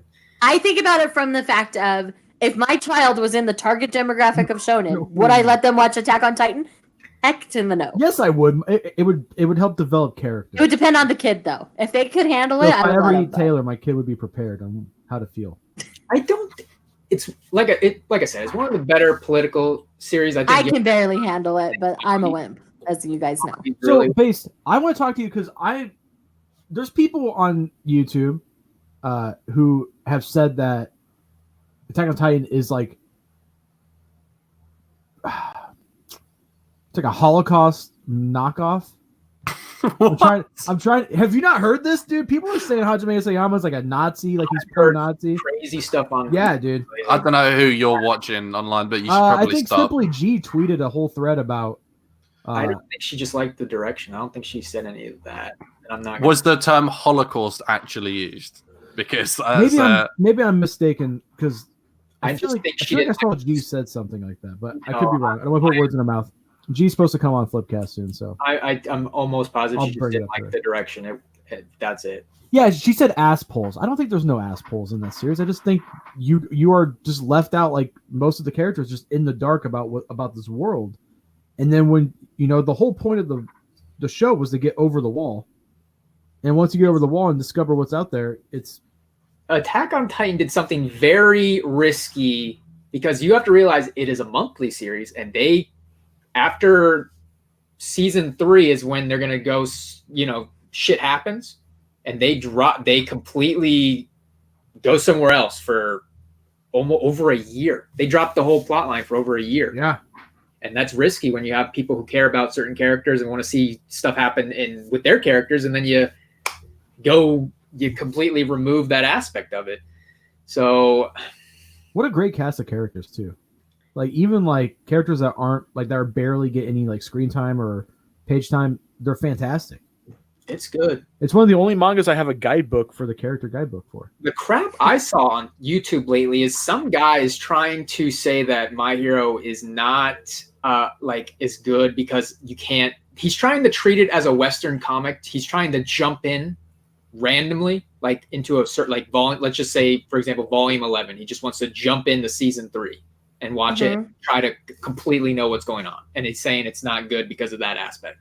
That's any series. You can't do that. Like any manga series. That's why he thinks the manga industry, because I think he's a little salty. The Western comic industry is on the decline, while the Japanese manga industry in the West is on the upcline. Dude, I just think American comics like Marvel. The and quality DC, of story is much higher in a Japanese manga than a US comic. and why do you guys think that's? Why do you guys think that is? Because I think it's because you have one vision. You have a person's vision, and then with comics, I think Western storytelling is just much more shallow. I think it's Yeah. it's written for short attention spans. When you as look well. at movies, when you look at books, when you look at media in general in the US and what's popular, it's all shallow in comparison. I think it relies a lot on this reusing old properties a lot of the time. Like people want to see Iron Man. Well, we've done Iron Man like 20 times. Let's do Iron Woman. well, he's a girl now, so it's different. I think a lot of the hate that Marvel's gotten is they've turned a lot of their really popular like superhero properties in, like they gender swapped them, and like Hulk is a female, Thor's a female. Actually, to be fair, the Aaron's Thor run with the like That's what the new Thor, movie. I'm really interested to see how that goes. fucking great, dude. Isn't it quite heavily reliant on like crossovers as well in like kind of like Oh, comics? well, see, that's the thing is like you'll have events, and Marvel went through a phase where they were just cranking out events all the time. But you have these events, and it's not just like, hey, here's a 10-issue event, read it there. You have to get like issue 18 of Spider-Man, issue 33 of Captain America to get the full story. That's my main issue. Ice is right. That's why a lot of people like the movie franchise, because it pulls it all together into one place for them. But is the comic industry as popular as people think that it really is, or is it not? Because I don't think it is. No. I mean, Ice is right. I think the best comics Western wise are all like Image Comics, IDW, Saga being like your being a DC great and example. Marvel aren't doing well. I think your top Image is doing really well. Boombox is doing pretty well. I think some top, like the super top tier Marvel and DC stuff still do relatively well, but I think a lot of anything like medium tier is like, when it's medium tier, it's like in the dumpsters. I mean, because the way that I see it is you can have like manga that doesn't have any anime adaptations that can do well, whereas with comics, I think without the back of those, do they have those kind of mid-range tier things like that you can have in manga where they can kind of like hold their own as well as like comics can do? I am not really familiar with comics, but I think a lot of it also leans on who is doing the comic. I think what is this? Donnie Yates? Donnie Crates? Donnie Cates. Okay, that He's guy. incredible. I think his run with the Venom and then into Absolute Carnage, I think that did And really. also his run on Thanos is real. See, that's the thing is like I end up just instead of falling, because I used to just love Batman and used to just be like I want to read all Batman. Read all the Batman comics. Now But you just follow certain artists with now. it. Yeah, now I just follow writer. Donnie Cates is phenomenal. Jason Aaron is incredible. I think those are like my two favorite. Oh, God damn it, what's his name? The guy who wrote The guy who wrote Batman with Greg Capullo, Zack Snyder. Snyder's run on Batman with Greg Capullo, who used to do art for Spawn, is one of the best Batman arcs ever. The new Batman's based on? The new movie? Yeah, because they just cast. No, because his run had like the Court of Owls. Like that was like the first like major plot line was like this. Like he introduced a new villain to the Batman canon that also could have been there the entire time. Like it fit perfectly.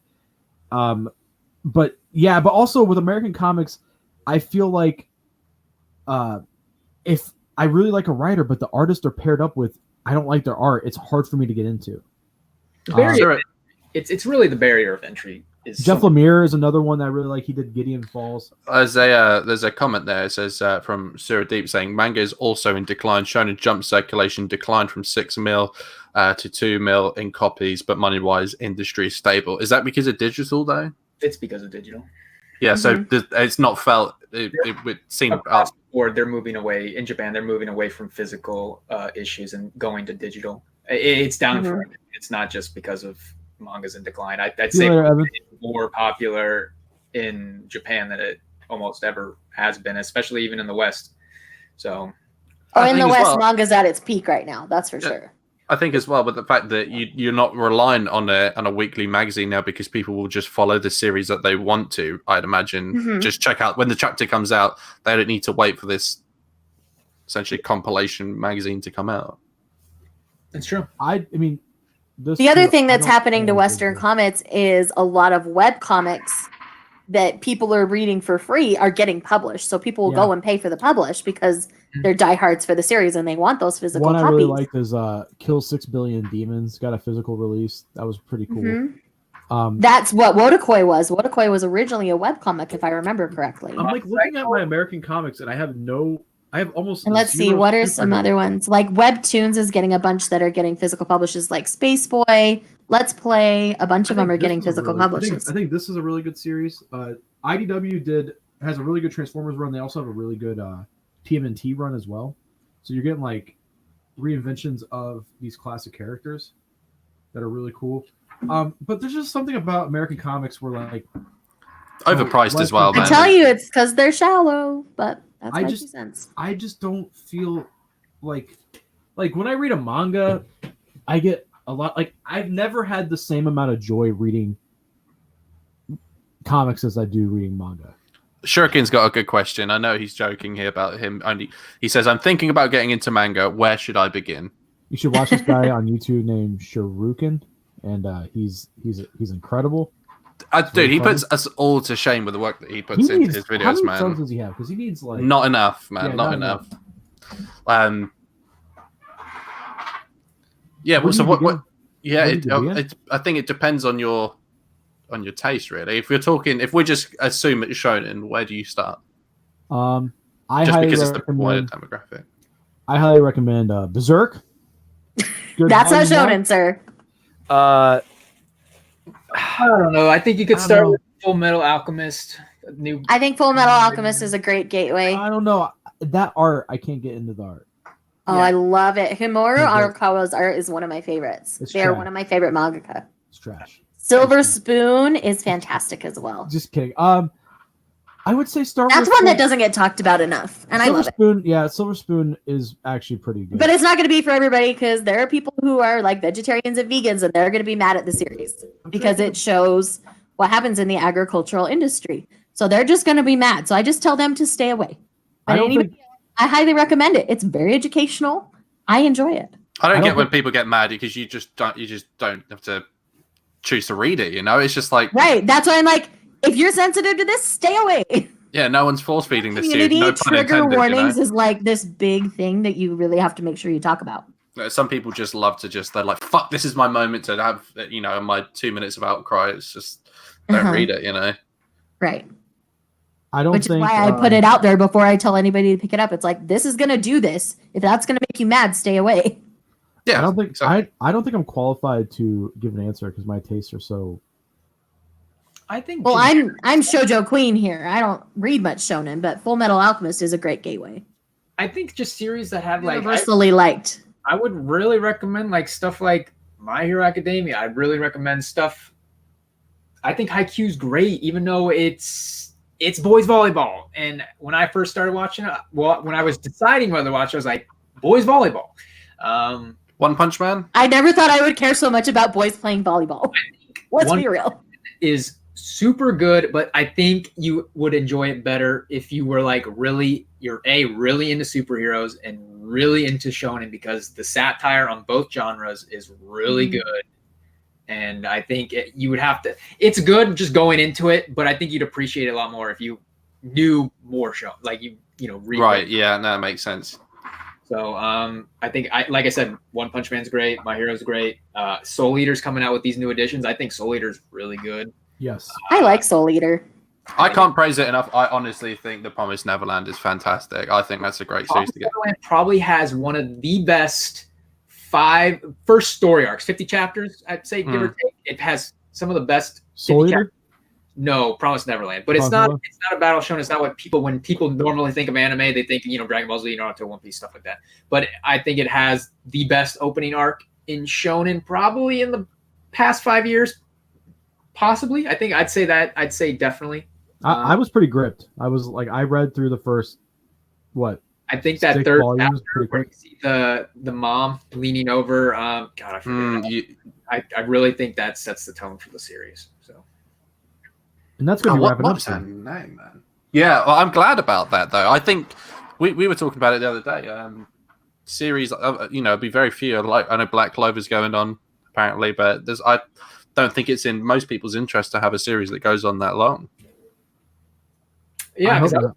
I was Black Clover suffers from the problem. It starts off the same as Fairy Tale, where it's a guild. They have to introduce everyone in the guild. They have the first like 50 chapters is just character introductions and like, hey, short character arcs, etc., etc. But when you think like, I want a new shonen, I want, I've seen this before. That's why people write off, hey, I've seen this before. I don't want to watch it or read it. But like once you get past the character introductions and the story actually starts, it becomes above average shonen series. And I think a lot of the problem is people.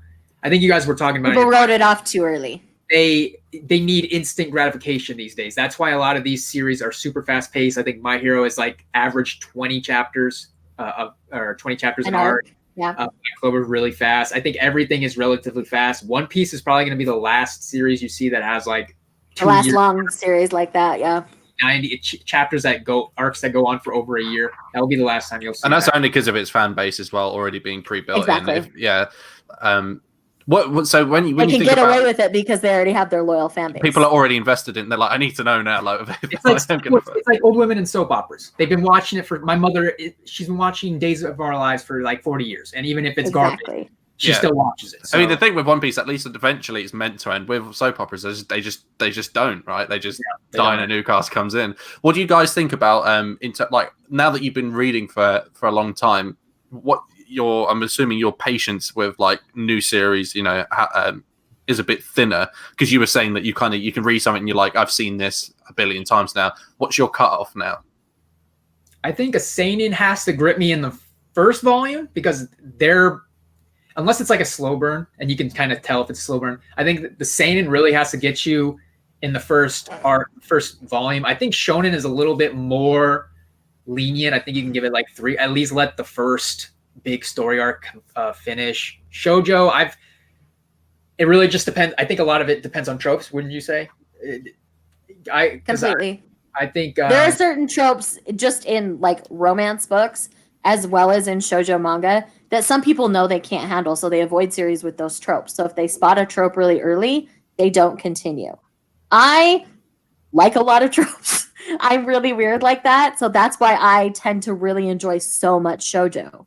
But at the same time, the problem with shoujo is typically we have short series. We don't get a lot of long form series. So I'm loving that Yona of the Dawn is freaking forever long.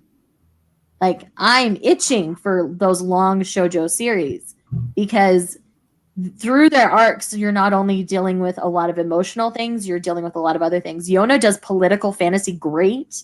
Oh yeah. Especially once you get past like volume 10. Like that first arc where they're just introducing all of the dragons and stuff. Once you get that all established, it lands into this beautiful political fantasy that gets written off because of the way you have to introduce the characters because of how shoujo readers typically like to be introduced to characters. I actually ordered Yona of the Dawn, the Blu-ray sets 1 and 2 on Blu-ray. I've never watched a shoujo before, so I'm actually quite. And all you'll get is the first 10 volumes. So all you'll get is establishing all the characters. So you won't get the best parts of the story. See, I'd imagine with shoujo as well, it's a lot more reliant on the character as well because you're investing in those relationships. You get a lot more character development, especially in your character introductions. They do a lot more backstory to start you out. So you kind of already have your established person, and then they can grow from there. Yeah, that's what I feel like with shonen, for example, like Jujutsu Kaisen. I read that they rely on the traits of the person rather than any personality. That's all that. This guy's really strong. He likes the paranormal. This is your guy, and then they just throw them into a situation, and then you're meant to like develop that later on. Whereas, I imagine I'd say with seinen as well, you have to have a little bit more of a multi-layered characters as well, but I imagine in shoujo and josei especially, it's more. You almost take an entire volume, so 4 to 5 chapters, to get introduced to a character. Yeah. It's not just a short little chapter. You get a whole volume dedicated to that character, and then you move on to the next one. I think Like it is so well done. That's why I- it takes 10 volumes before you get to the best stuff. I think for me, I just like Babe said, anything has. I mean, not just saying it, but anything has to grip me first volume. And if it's not first volume, then maybe I'll hold off and wait till there's maybe 3 volumes so I can binge it like straight through. But Yono's first volume is just it's so good. like I waited for 3 volumes for Demon Slayer and 2 for Doctor Stone before I even considered picking them up. And then when I read it, I was like, "What the fuck is this garbage?" Doctor Stone was a weird one because the premise of it I was dropped Dr. fantastic. Stone at It's 2. great, Same. great, and I liked Yeah. it at first more than Demon Slayer. And yeah, Demon Slayer. I still get comments on my first impressions of Demon Slayer being like, "This hasn't aged well." It's like, no, I still stand by what I said. The fucking manga sucks, but I mean, the The manga. show's good. Yeah, it's all right. it really. I think Beautifully shonen and animated. seinen really can rely on other things that shoujo normally doesn't. And Josei can't. Because if you can dismiss a subpar plot as long as the action and artwork is super good. Like if like Kengan Ashura is just a straight up. It's like my favorite MMA mixed martial arts fighting manga. It's just a giant tournament arc. There's really, I mean, there's a story, but it's like I'm really watching for like the fighting sequences and stuff, and it doesn't really need to have this deep character driven story that I think shoujo and josei need to be successful. And I'd argue as well that seinen isn't as. I think seinen needs a little bit more than it can't rely on the action as well because it's you're looking for tone there. I'd imagine. Yeah, for sure. But I don't know. I'd say 3-4 volumes for shonen, and then I'd say, depending on the type of story for seinen, 1 or 2, maybe 3. Shoujo for sure, definitely more. You could, like Shay said, 1 volume sometimes is good enough. Mm-hmm. Because it's all about whether it's going to have a trope that you hate or not. Mm-hmm. How do you guys feel about anime? Like, how many episodes do you give a show before you go, not for me? Normally 3, at least. Depending on the series, though. It depends on the show. Yeah, if you know that it's just like a typical shonen, you can get away with more, I'd guess. But with, I don't know. Yeah, I'd say 3 maybe, because you've also, once you start reading manga, you also realize how little they're showing you in that time from what that story is really showing you. Like you said, those 2 box sets come, it's only showing you 10 volumes worth. So how many times have we seen like one chapter could be like 2-3 episodes of an anime, Mm-hmm. when really if you were to give that, but if you were reading that in manga, you would have given that maybe 2 volumes. So how many episodes are you going to give it to kind of do its thing showing you that? Right, but then exactly. you also have to take into consideration dubs, art style, well, the animation. It depends. Sometimes you can look at something and you just know this isn't, you can just go, this is just not for me straight away. And there's sometimes you're like, yeah, maybe. And then those are the ones you stick with. And there's some that, like Haikyuu, I watched the first episode, I was like, this is awesome. So like you kind of just know with some.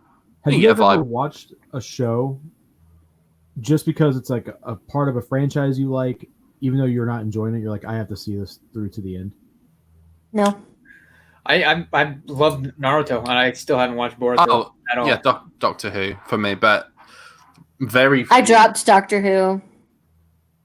We've just watched the first one of the New Year's one. It was pretty good. Was it? Because they've done a 2-parter now for the New Year's special thing, and they brought back the Master for it, and I was like, oh. I will- I will always really? watch- Yeah, because Missy was Gundam. so good as a Master as well. John Well, I Simmons. like Missy. Like, don't get me wrong, but If you like, because John Sim was the Master for me, but Mhm. yeah, don't watch the new stuff. Well, you don't. Are really you guys anyway. geeking out about Dr. Stone? I mean, not Dr. Stone, Doctor Who, sorry. Doctor Who, yeah. Could you not I'm tell a with hu- this thing right? I was a there? huge Doctor Who fan And until also they Who decided is to make the just Doctor a Tokyo, dude. woman. my coaster here as well. You're such a nerd. Dude, you need to watch the documentary that I watched about the Power Rangers, the movie that was on YouTube that I watched. I need to earlier on. watch that. Yeah, We moved from Doctor Who to Power Rangers. I don't know if that was an upgrade or a So downgrade. that's the thing. There's 3 things I'll always watch every season of, and it's Gundam. No matter what, I will consume all Gundam, even if I don't like it. I will watch it. Kamen Rider and Super Sentai.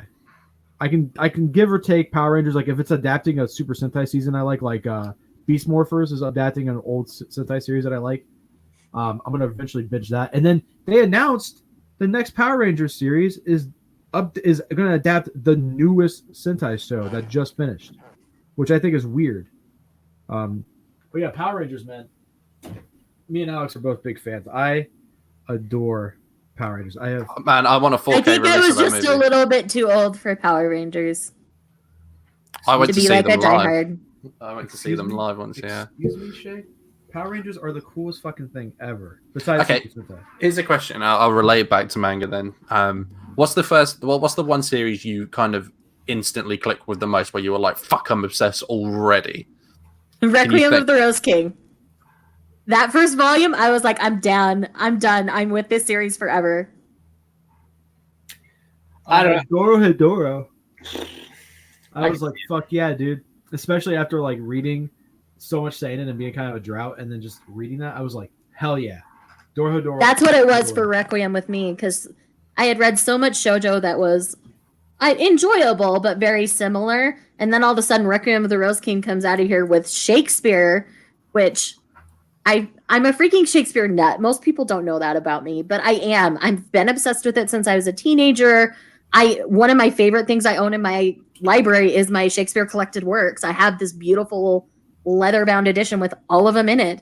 And so when I found out Requiem of the Rose King was Shakespeare, 2 Shakespeare plays mashed into one story, I was done for. I'm a decent Shakespeare. I still have the to be or not to be speech memorized because we had to do it for 8th grade.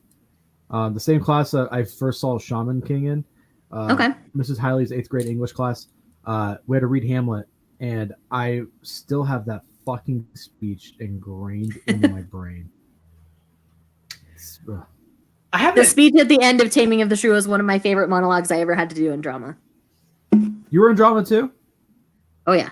I wrote so in my drama class. I was the lead in one of the musicals in my senior year. I was the lead So, yeah. in The Elephant Man. I played the Elephant Man. I don't know if it's because I was super fat. They were just like, that guy.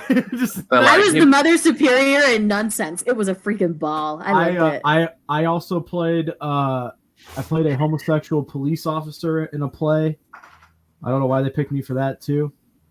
But in I had drama to act too, being drunk and high on play in a theater in a high school in Utah County, middle of Mormonville. I had it was so fun. I had to kiss a dude on the lips, and I remember doing it. And I was also in football, and everyone was like, They made you do that in "They drama? didn't make you." It was an option, No, and I was comfortable with doing it. You I was did like, that I don't give a before you went on stage, and then they Yeah. were like, "Can you do Yeah. that again?" No, they were like, "Hey, do you guys want to do this? You guys don't have to." And me and the kid who were doing it were like, "I don't give a shit." And then I remember doing it. And all the football bros, because I was also in football. They were like, "Bro, that's fucking gay, man. Why did you kiss a dude?" I'm like, "It's not sexual, man. It's part of the story. It's not a big deal. Just leave it alone. It's not cool." I mean, it's not a big deal. But in drama 2, we had the whole class had to write a script for a play that'd be like 10 to 15 minutes. And the top 3 voted on by the class got actually made into a play. And my script won. It was about a black metal band, a satanic black metal band that accidentally gets booked to play a 5-year-old girl's birthday party.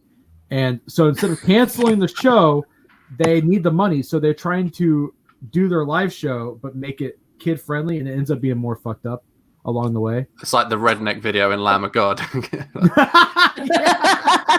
you know? I found out the other day. There's a band over here in the UK called Raw Poo.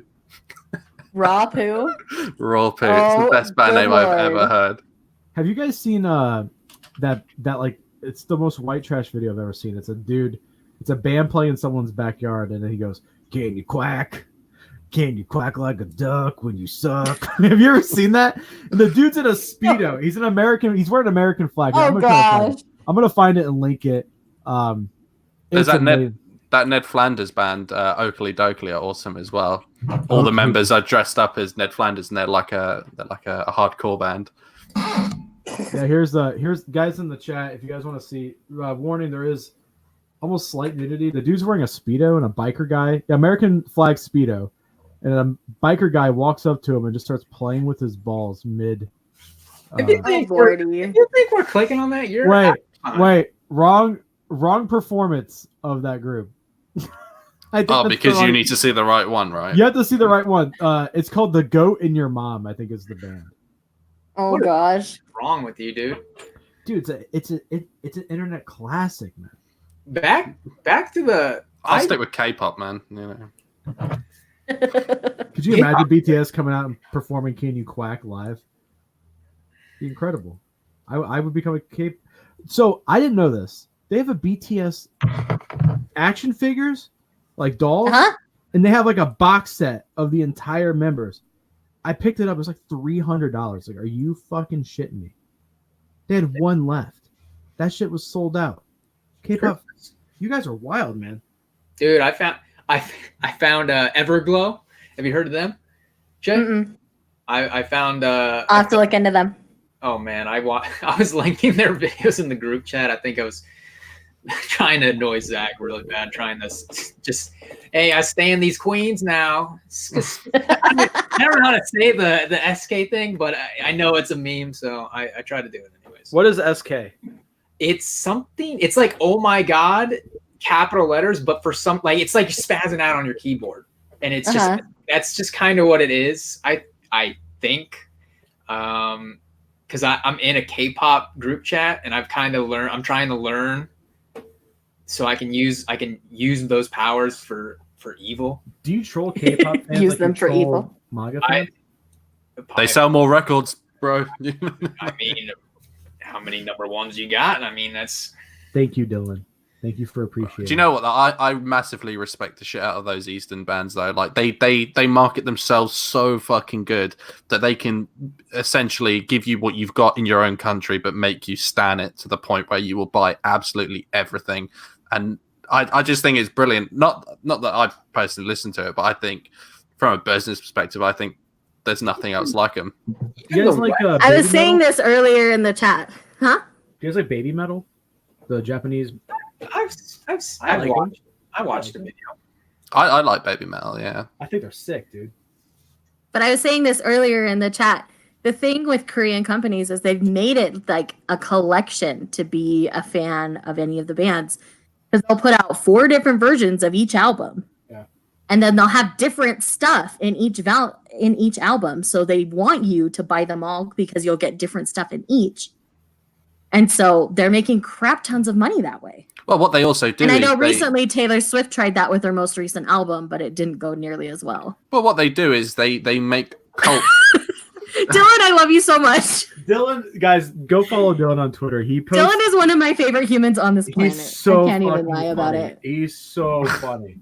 His yaoi videos, like I die every time he's putting one up. They're so funny. I have Dylan's. It is all about his voice. thirst for the yaoi boys, and I just love it. I have Dylan's voice going, "Yes, Queen," just stuck Yes, in my Queen. head. all the Yes. time. I love He's it. just one of my favorite people. Dylan, you are my inner hype man. Like anytime I like for real, last night at the gym when I didn't want to go anymore, you popped up just like on Twitter. You're like just like you popped up randomly, and I heard you go, Uh-huh. "Yes, Queen," and I was like, "Fuck, I'm gonna do it." Dylan, the ultimate hype man. Dylan's fantastic. I love Dylan. But even the Western market's taking advantage. They've been.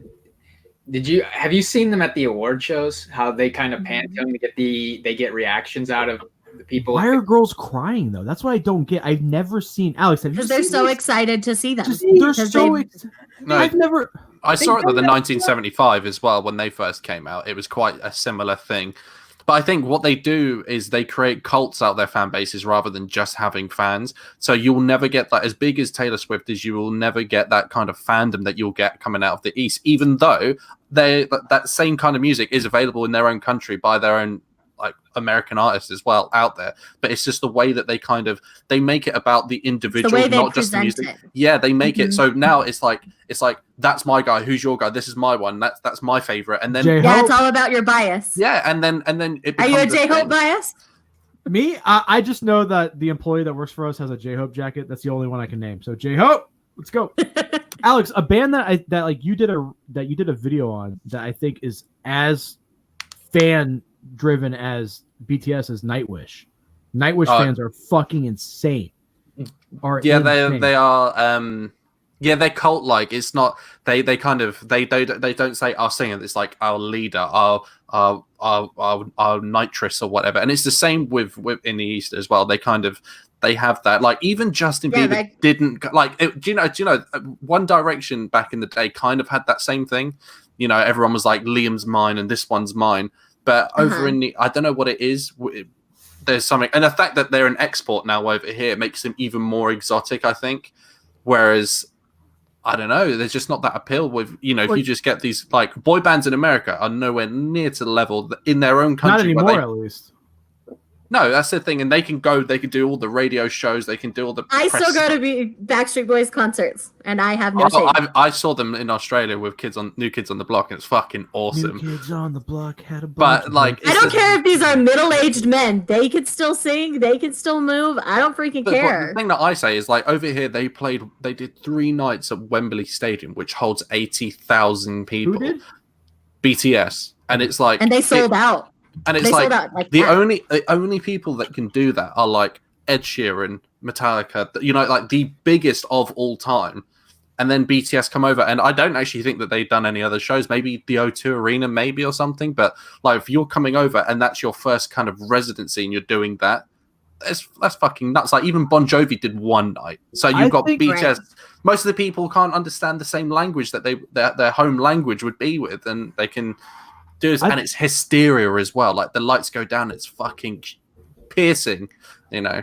I think back in our day, the closest that we got to that was like My Chemical Romance. Like I remember all the girls, My Chemical Romance, Bring Me the Horizon. Like I remember all the girls, all the punk and scene kids. No, I remember had seeing a favorite member. I remember seeing Bring Me Horizon in a club with 100 people. It was all sweaty dudes. Now, if you go to their gigs, it's all just teenage girls, and they don't play heavy music anymore. How do you like them? I don't anymore, but I used to really like them. I like their newest album. I think. Oh, I think, but I do think their best is probably the one before Sempiternal.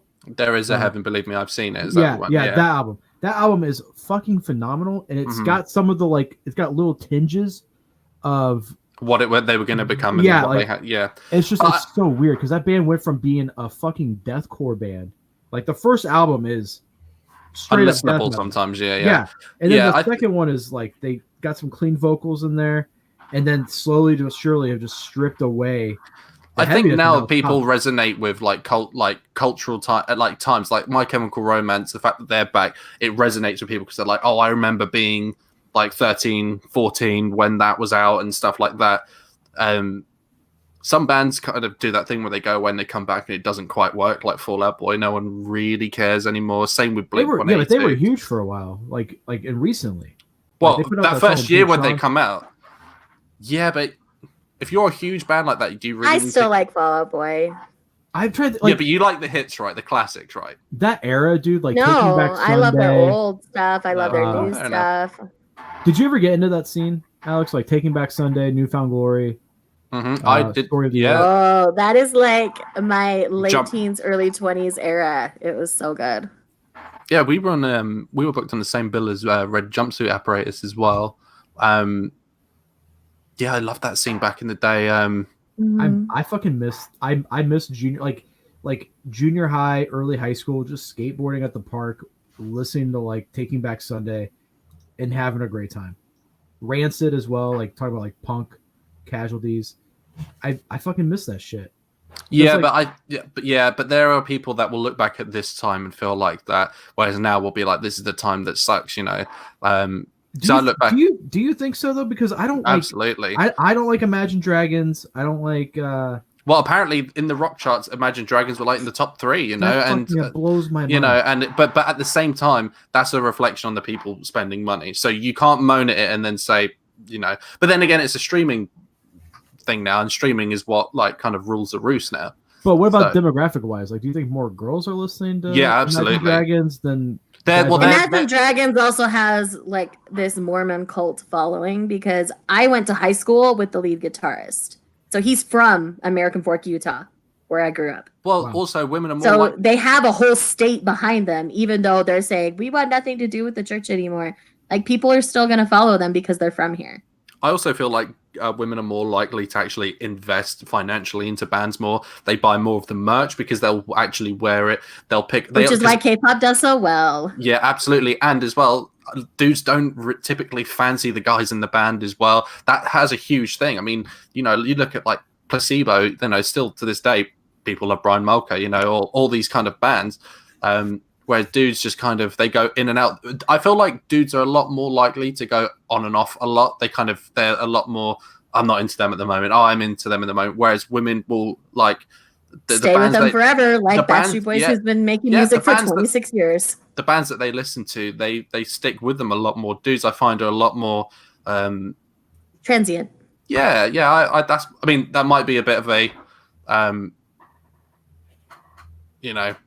I miss all we had a thing here. I think it was called Cornerstones, like a Christian metal music fest, and like Norma Jean, August Burns Red, Under Oath used to play and shit. I miss that genre of music, and now all those bands are like atheists now. It's so weird how that's like they're in their music. Norma Jean is still fucking cranking out incredible albums. Yeah, no, they are a fantastic band. Yeah, I think you'd always just look back to whatever, like certain albums or soundtracks of certain times. You'll look back and you'll be like, "That's my time." Whereas this will be that time for certain people, but it's just this is gonna sound really, but like "Bad and Bougie" by Migos came out at a time right before I met Taylor. So hear me out. "Bounce Back" by Big Sean, "Bad and Bougie" by Migos. I used to drive around after the gym and just blare those, and just for whatever reason, they make me sad now. Like hearing those again make me really sad. I remember the first time I ever took Taylor to Subway. It was like 4 a.m. She just got off her shift at the gym, and I was like, all right, I'm gonna impress this girl. I'm gonna play some gangster rap. I didn't know that she, not gangster rap, but I put on like Wu-Tang Clan and Biggie, and she was like, I don't like this. And then I put on "Bad and Bougie," and she was like, I fucking hate this song. And I remember I didn't change it. I just drove all the way to Subway and just let that song play.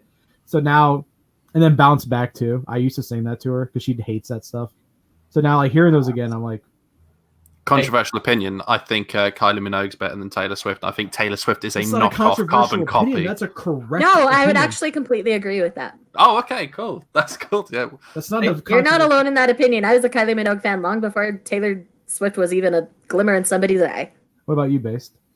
I don't have a comment because I don't listen to Taylor Swift, but I put in the private chat I had a hard out at 4:30, and it's 4:30. Yeah. Oh shit! I didn't want to bump into you guys' conversation, but I got to go. But you're good. Good to see you, Base. Yeah, Chris is a great. Grace, love you, man. Thanks for joining us again, dude. I'll gladly hop Bye, on. dude. Hey, thanks a lot, guys. dude. What a fucking piece of shit that guy is. Am I right? I don't know, man. I'm just kidding. Especially after he got exposed in that video. On Came to see some manga shit, not music history. Oh, we're just reminiscing, man. We're Also, it's been nearly 3 fucking hours. Well, it's just proof that if we ever all got in a room, the conversation would never stop. Yeah, I mean, this is just like I'm still working on trying to make that happen. But honestly, yeah, that'd be awesome. Not to be hard on anime and manga. I have just I do these late night streams all the time, and I get asked the same 10 questions, and it's so hard to just only talk about manga and anime for more than like an hour. And this is why I like having Shay and Alex and Based on, is because all of us have so many other nerd out about everything. Yeah, we have like, I'm not a BTS fan, but hearing Shay talk about it, I get excited about it. I'm not a Metallica fan. Seriously, you have to look at the new song because the rap is. I'm not gonna look at it. Yes, do it. I probably will. No, seriously, the rap is solid on it. I was so. I'm a rap aficionado. So if it's to your taste, some people would say no. I like old school rap, so don't even. Hey, I love. Don't even at me. I was like, because for me, like Immortal Technique is like absolute god level. But then for some people will be like, no, it's all about MF Doom, baby. Some people will be like, it's Machine Gun Kelly or some shit. Speaking of, I got dragged to a Machine Gun Kelly concert one time. It was free on my end, and I went. He had a live band with him. I thought that was pretty fucking cool. He had a guitar player, a drummer, and a bass player. Do you know what? I think it makes such a difference. I saw Jay-Z with Linkin Park once, right? This is at Milton Yes, Keynes. I love Yeah, their collab. It's so so good. we saw Fucking yes. they 100%. over here. This was 2000. This was on the Minutes to Midnight tour, which arguably best album they ever made at the best time to see Linkin Park anyway. First 3 albums. They did this tour. It was called Project Revolution, and it was Enter Shikari was opening. Pendulum were there. Chris Cornell was with his band at the time, and he Pendulum came open too. The drum and bass band. Yeah, they're gone now, but they were there. But I saw them live. I saw Chris Cornell and Chester Bennington sing Hunger Strike together. Now they're both gone. But yeah, so Jay-Z did a full hour set beforehand, and he had a full live band, and it was the first time I'd seen, a band play with an artist like that, and I was like, it makes such a huge difference, because I know people that have seen Eminem before, and it's just like backing track and stuff, and I'm sure for the songs it's like you're still enjoying it because of the songs and stuff, but when you have that live thing where they can like switch it up and do stuff like that, it's insane. And then he came back on and did a couple songs with Linkin Park, and they made a DVD for it as well, which was awesome. But yeah, that was what did they call it? It used to be this series on MTV. I think it was called Mashups. Oh no, so that was something that they did in America way before that. The Linkin Park thing. Yeah. What was that called? Because didn't Evanescence do one with some grunge band? Yeah, I Metallica think did so. one with I Nate want to as say it was well. Mashups. I don't remember though. Someone asked, "What's the?" But what's my I favorite- still play those tracks from that album all the time. Yeah, Oh, I think fantastic! They're my so good. my favorite Linkin Park album is the Reanimation album. I It's good. love that. Minutes to Midnight and the one before it, Meteor, for me. Meteor But is the thing, what I think about that Jay-Z thing did is it was the only other thing that crossed things properly since Aerosmith had done it. Because I felt like when you talk about crossovers, you're thinking of Run DMC and Aerosmith, and you're thinking of Linkin Park and Jay-Z. You don't really think about anything else quite like It's that. true. yeah. And You they really did don't. so much for it. I mean, that was probably one of the smartest moves ever. It elevated. They were both big anyway, but it elevated them both massively, especially Linkin Because Park. they snagged each other's fan bases. Yeah, and I think after that's when because now, especially now, if you look at music now, everything is about the collaboration now. Your new album release, if you can get 1 or 2 big collaborations on it, you know that they're going to be big singles no matter what, and they're going to make a video for it. But back in the day, you didn't really. You look at albums in the early 2000s, you didn't really have that until that kind of started happening, and those videos went hugely viral. I think there's a huge shift where people don't kind of remember that sort of stuff, because now we kind of take it for granted a little bit. Where We can everybody's collabing with everybody else. Yeah, absolutely. I do want to say Behemoth Satanist is one of the best albums of the decade. I'm seeing them in. so fucking jealous. I'm dude. seeing them in 11 days supporting Slipknot. I'm so fucking jealous. We can all answer this. I miss going to concerts so much. Yeah, so do I. I miss throwing concerts. I miss DJing. Like I miss actually like grabbing records and having to beat match and like fucking.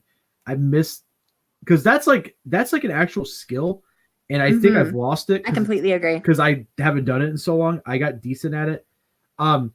I miss playing them actually, but I remember like you would get out of breath straight when you're like, I don't know how I'm out of breath, but you're just adrenaline and stuff like that. You're like, oh, I'm so unfit. All I'm doing is standing on the spot and playing. And see, when I hear music, I actually choreograph color guard routines to it in my head.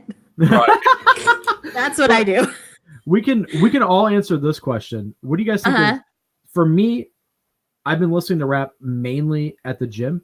So right now, Suicide Boys have 2 singles off their new album. City Morgue put out a new album. Bones puts out like 10 albums a year. I think Bones is pretty good. Ramirez. I'm just looking at like my. I don't listen to much, but I would probably say Hopsin. I don't listen to much these days anymore. Yeah, Hopsin is probably but then Hopsin's more hip hop, right? It's not even really So- rap. So I don't know. I actually it's the same shit. I taught a class at the local college here about rap and hip hop, like the history. I taught like a history class on it. It was a half a semester class, and yeah, it's the same shit. It's the same shit. Yeah, but I don't want to say that, and then I sound ignorant, and I'm like, you're just because you don't know enough about my subgenre. Like that's like me saying, fucking indie and rock are the same thing. I don't think that they really are, but then I wouldn't. But then if I just said hip hop, rap, and grime are all the same thing, it's all the same shit. Then Like I okay, completely like wrong. so we can like for instance a genre that I'm really knowledgeable about, black metal. You can put that's all black metal is black metal, but then you got suicidal black metal, you got the first wave, second wave, third wave, Okay, you got but then say all the someone different. said Bullet is black metal. It sounds all screamy. You know that's not true. That's not true. Exactly, but to someone else that might be the case. That's why I kind of feel like with hip hop and rap, I'm saying the equivalent Where of that. And that where would you like in my mind, if I had to differentiate the two, I think hip hop would be more like East Coast Hip-hop. boom bap style, like Biggie. Right. So when I think of NWA, I think of that sort of style music, and I think of it's more instrumental orientated, and it's more about groove, whereas rap is a little bit more about, I don't know. I sound like I'm talking out my ass, but people, like especially boomers, think all rap sounds the same, but there's so many different regions, like just in the States. I mean, Chicago's got a different sound than the South. The South's got a different sound. Like the Midwest has its own sound. East Coast, like if you listen to Biggie and then you listen to Pac, they're very totally different sounds. Like two very different sounds. Florida's got its own scene going on. New Orleans has its own scene going on. Like it's just also so now, especially now with rap and hip hop coming into more like mainstream music. Like I can see that Justy's talking about Post Malone. I'd argue that's pop anyway. Oh yeah, I have to go get something because Ray just made me think of something. 1 second. Yeah, because I would agree with you. I wouldn't call Post Malone anything but mainstream. Yeah, because that's the thing. Because like with mainstream now, is you can put, especially like people like Taylor Swift now and stuff like that, where like their albums are just so mashed of different styles of stuff that they all kind of fit in the same thing. So you can have, and that I think that's why people are drifting more towards older sounds or different sounds or things like K-pop because they're standing out from what's going on in the US right now musically. Yeah, absolutely. Especially because I think what people are doing now is they're trying to look for something unique. They're trying to look for something different because everything. And BTS opened a door for all of K-pop. For sure. Yeah, well, they're super important. BTS is like the K-pop equivalent of the Beatles for the US. Easily, yeah. Easily. What they've done is not only have they influenced the West as well, but they've just brought in this whole new thing where like I can go on my Twitter timeline and I will see so many different Asian pop stars and I don't know who the hell they are, but all I know is that they're the most popular people on earth regardless, and they'll be more popular. Like their fan bases are going to be more like I'd be way more scared of annoying BTS's fan base than any Justin Bieber or fucking whoever completely. Because they're so BTS army can be especially fierce if you're unkind to them. Like they were red for blood when they didn't get a Grammy nomination. Well, they do have it. Those poor artists. That I say poor artists. I know that they do well, but they have a lot of social pressures. You know, some of them have taken their own lives and stuff like that, and a lot of them have like breakdowns because they're so young and they're held to such a high. They're so personally critiqued about appearance. Choreography is a huge part of it as well. So it's like they have to match not only what they put out this product, then the fans make their own expectation of it, and then they have to live up to expectations set by others, but that they kind of. I don't know. It's a crazy, crazy level. That's why I love this rap that dropped today. It dropped, I think it was like 8 a.m. my time today, and it's now like about 3. So it's been out for like 8 hours, maybe. 7? I can't count. It's tired. Sorry to change the subject, but Ray said an artist that I hear no one talk about ever, and one of my favorite albums of all time is Igor's Hallelujah. That's one hell of a fucking album cover. I give you that. Fucking seriously. One of the best albums. It's how do you pronounce like burlesque music? Like old like. Let me look up how to pronounce this because it mixes a bunch of different fucking genres together, like death metal, breakcore. One of my absolute favorite albums, and when he said that, I was like, no fucking way. Someone else is talking about this band. There is a nice thing that when you find someone that knows about something that you've never it's like finding someone else that likes manga now. You're like, holy shit, or anything. Like when you kind of find your like best friend forever now, cool. You know, like Well, now that I'm in my new shop, a bunch of new people are finding out that I have a channel, and they're just like, "You talk about books and manga on your channel?" I'm like, "Yeah." God damn it! He didn't mean this. Fuck. I got so pumped about someone liking a band. Oh, sorry. Wow. Unlucky. Well, anyways, guys, go pick this up if you want to hear some really weird shit. Like it's. Imagine someone picked that up for their child thinking that was Tyler the Creator. Oh, but I was talking about the rap that dropped today. So the reason why I love it is he talks about all those social pressures within the rap. Like it's so well done. Like I really think people who aren't even in the K-pop fandom would appreciate what he's talking about. That's why I want you guys to check it out. I think that's the craziest thing, that from someone like someone uneducated in that whole thing, it just looks really like a cyclical environment, but it's such a complex community that you can't almost speak on it, because there's so many not only is it just a K-pop community, but then you've got the individual communities that support like BTS or whoever the next band are, that they're just separate. They're like different countries, you know. They might speak the same language or whatever, but they kind of they live by completely different whatever it is. And right. Well, I had made a comment about how the rapper in the video was wearing an assault vest, but these guys are running up on their Korean obligation to enlist in the military, and I believe it's 2 years that they have to be enlisted. Yeah, I think the only person. And so I think he's kind of talking about that as well. The crazy thing is almost no one is exempt for that. The only person I've ever seen that's been exempt from it was the football player Heung-min Son, who got out of it only because the national team won a tournament because of him. Otherwise, no matter how big you are, how famous you are, and they've already made a public statement saying that BTS will not be exempt from this. It's crazy. It's crazy. Even though, like, there were people writing into their government trying to get them, like, to convince them, and they're like, no, they're still obligated. That's crazy, and it's not like a short thing. It's like a couple of years. No, isn't it? So it's. I think it's a minimum of 2 years. If they came back and did like they got back together after the 2 years. Well, what everybody's hoping is that the whole band will enlist at the same time, so that they're all done at the same time, so they can come back together if they want to. But the thing is, 2 years of military and war can change people. They won't get drafted, though, will they? They'll just be.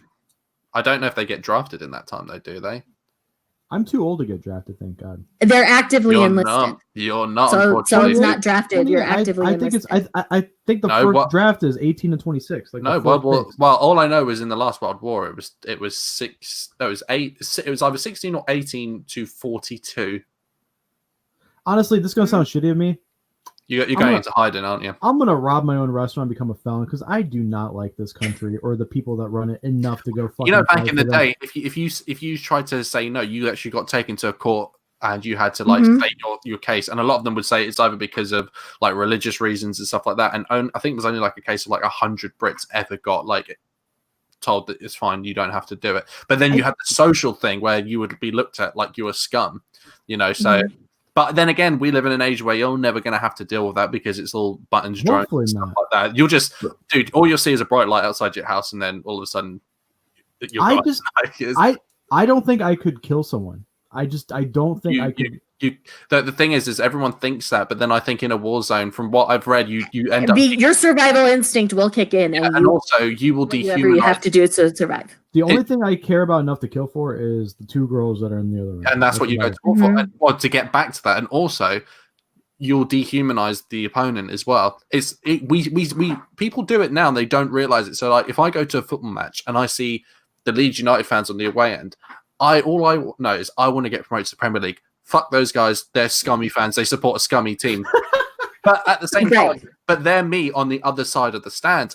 But when you're going to war, think about all the innocent people in like West Germany that got drafted for it. Do you really think that they thought of these that were fighting the good guys? I feel guilty about it. No, they'd been, they dehumanized people. Those people are going to stop me from going home. And a lot of them didn't think the war was going to last as long as it did. So it's kind of crazy. I mean, I don't know how it works now. If the military is really, I feel like the military now. Well, the thing is, in the U.S., there's so many branches of the military, and then we have a whole National Guard of people who aren't on active duty necessarily. that they can utilize before they would even use a draft. It's So- almost like it's I don't think the draft will be a thing in the US. yeah, and it's almost kind of That's all blown through first. it almost seems like it's more the thing where you have an army to deploy to countries to like kind of restore and kind of hold stuff. You don't have no one's fighting for no man's land anymore. I can't see the trenches being a thing anymore, No. especially when you live in a world where you've got drones and you've got whatever. Mhm. And it probably goes cyber as well, I'd imagine as well. It's all about becoming a world power, you know. I'd imagine. Here's me talking out my ass. I don't know. War sucks. We can all agree on that. Yeah. Right. It's a scary thing. But I that, think everybody's like way overreacting to everything that's been going on. But that's I'm my really glad Trump backed down. I know I have a couple Republican friends on Facebook that call him a pussy, but yeah, but I'm didn't really glad this isn't going to escalate into something more than it Didn't a really plane is. get shot down the other day and like 100 odd people died in it, didn't they? Including a couple of Brits as well. Really? Yeah, and it was shot down. It was I can't remember. It was in the general area apparently. It was like a normal kind of commercial jet that us guys could take. Got shot down, and they've confirmed it was by some. I don't know. I could be talking out my ass again. The thing is there's so much information nowadays that you're almost desensitized to even listening to kind of taking in what's going on. So unless it's very rare that people really know what's going on their own doorstep. I barely know who my local MP is, and whatever. And it's the same. You guys, you have your state people, then you've got The county. And it's crazy. So it's very rare that there are people like if you wanted to know, you'd have to do it full time. You'd have to spend so much time dedicated to Exactly. what's going on. And it's like a soap opera. Like you miss a couple episodes of, I don't know what soap operas you have over there, but you miss a couple episodes, you can't just join back in and just know what's going on. That shit's gone now. we can So agree that Jeffrey Epstein didn't kill himself, though, right? definitely. Did you see the autopsy photos? Yeah, with the whole neck thing, and they showed his cell and stuff. It's like it's all good and well, like half a year after it happened, The footage is missing. But Yeah. you know what we can talk about again? We can talk about anime and manga or K-pop again. Let's not talk about war and politics and stuff that gets people really fucking heated. Like, really heated. Isn't it crazy that in this world, that's the sort of stuff that gets people heated? Arguments over like that shoujo beat thing or whatever, and it's just like we've got all this stuff. Australia's on fire, and we're talking about. Not all shoujo fans are created equal. That's all I'm going to say about that. And that's the frustrating thing about the community, because I know as soon as I saw that, I was all like, I know people that are fans of that. Also, Apollo in that situation is a fan of shoujo, reads it, consumes He it. loves shoujo, and I was like, you're attacking. I the don't wrong- understand why these girls feel like they have to they're part of that man hate culture that's happening in the community right now, and I hate it. And that's the thing. Wait, why are Reason why to are hate men you bad? guys who are willingly reading and reviewing it. But like- this is the thing. So when I saw Shoujo Beat tweet that, and I was all like, I'm actually really glad that they did, because I was so proud of them because Yeah, 'cause- these people have been tagging them in everything. Because I follow Shoujo Beat, I see it I And love this is- prejudice and it- like, and fuck it's- off. so much by these people, and they finally had to say something because Yeah. it's basically and that's the thing. And bullying at this point. it wasn't just some substandard. Oh, we're so sorry to hear about that. Let us know how we can. It was none of that shit. It was quite this a was an direct. official statement saying you need to stop doing this. Yeah, and I think the thing is as well is what they. I don't know whether they realize it or not. They think they're defending shoujo, but what they don't realize they're doing is they're stopping that conversation being able to properly happen in a proper way, considering that it's so fucking fragile as it is. I don't even know why it is a fragile thing. It shouldn't be. That's just. I don't know. It just feels dumb that it even has to be spoken about carefully. Like you're talking about whether it's not like we're talking about abortion rights or anything. We're talking about books, Right.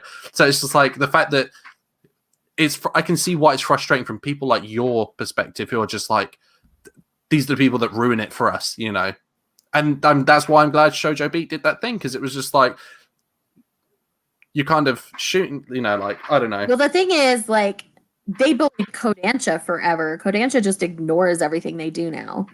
But they were I bullying can Kodansha. almost see why though. Kodansha was doing so much digital instead of physical. And I'm sitting here thinking, I'm just grateful for the license so I can read it legally. Well, another thing is as well is My whole read it digitally, support it digitally so that they will print it physically. Another thing is as well There's is a market for it. They'll bring it here. They've done that with series this year. Saint Young Men was a digital first. Living Room Matsunaga-san, which comes out in a couple weeks, was a digital first. Perfect World was a digital first. They're printing their digital first, and they're proving that. You know who's a real marginalized group in the manga and anime community? Who's that? Mecha fans. We don't give fucking shit. I'm being fucking serious, dude. There's so many. It's true. There's a lot of really good Gundam manga, like Crossbone, that is short, that should be brought over, that we're never gonna get. Fuck these shoujo girls. You guys got plenty of fucking offers. The 3 mecha are right there. Those are the 3 ones that are readily available. I think I may have technically started my first mecha series anime, and I don't know if this counts. Does Code Geass technically count? Yeah, absolutely. Yeah. So I started watching that because Callum kept saying because I couldn't finish it. I've only watched like 2 episodes so far. It's my nighttime. I put it on when I go to bed. So good. It's so good. Maybe half.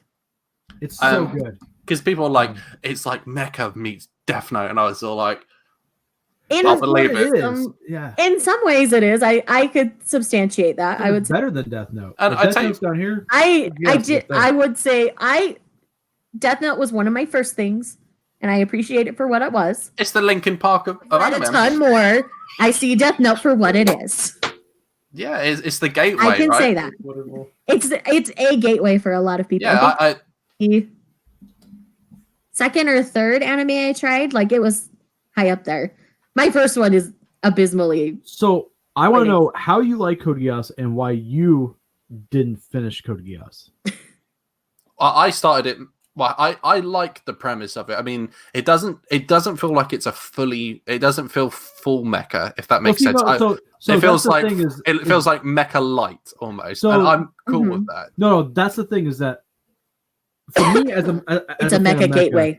As a fan of mecha, mecha isn't just all about the fucking robots. Like I think for me, I have to like the actual mechanical designs of the mecha. I think Code Geass has great looking mechs, but agreed.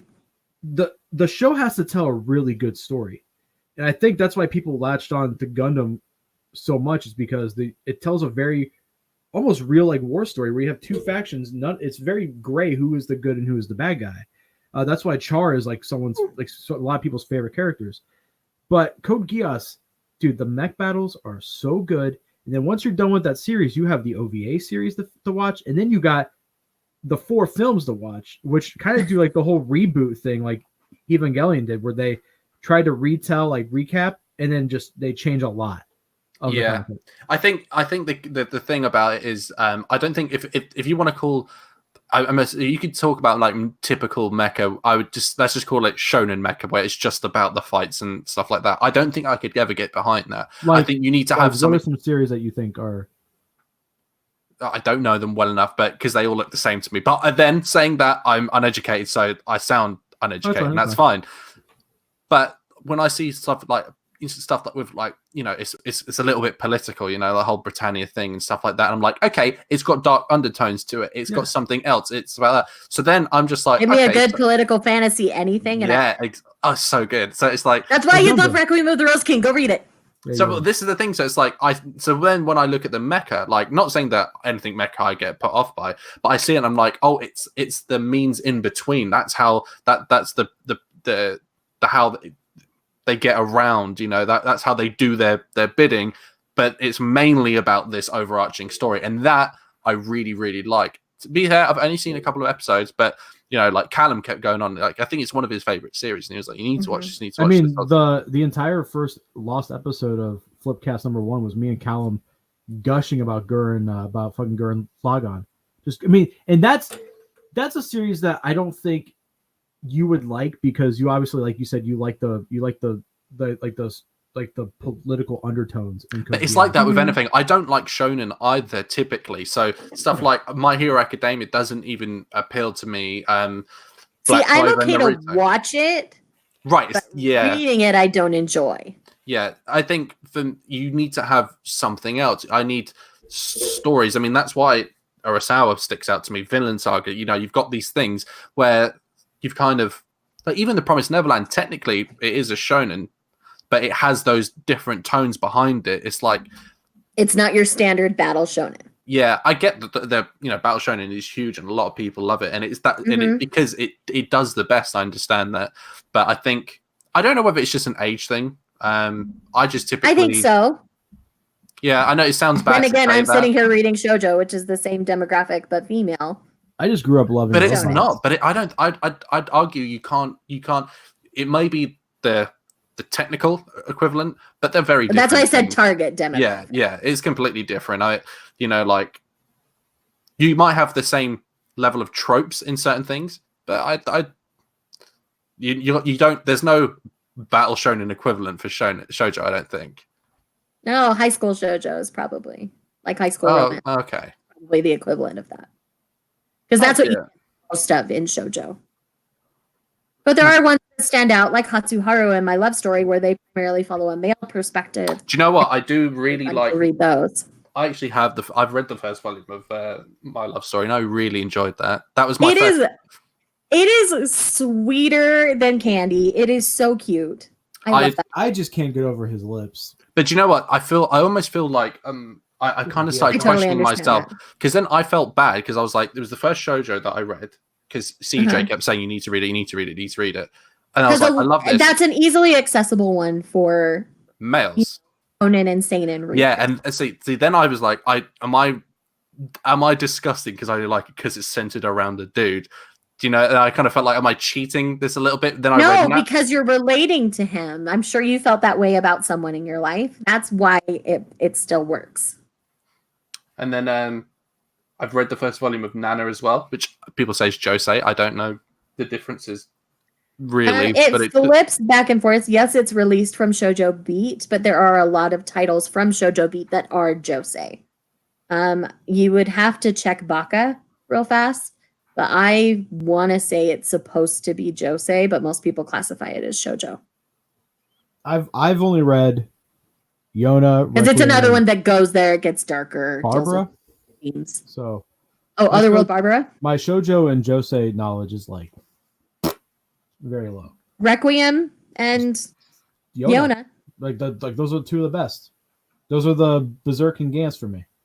of shoujo. I'm shoujo. what are Especially the? Yoda. Do you have a big three in shoujo, or Me? something of the equivalent, like in general? So, like obviously, there's That's a good the question. because I'm not saying it because I'm like Oh, the but big yeah. one of the biggest ones in shoujo right now is definitely Yona of the Dawn. It's a long running series. It's political. All people really enjoy it.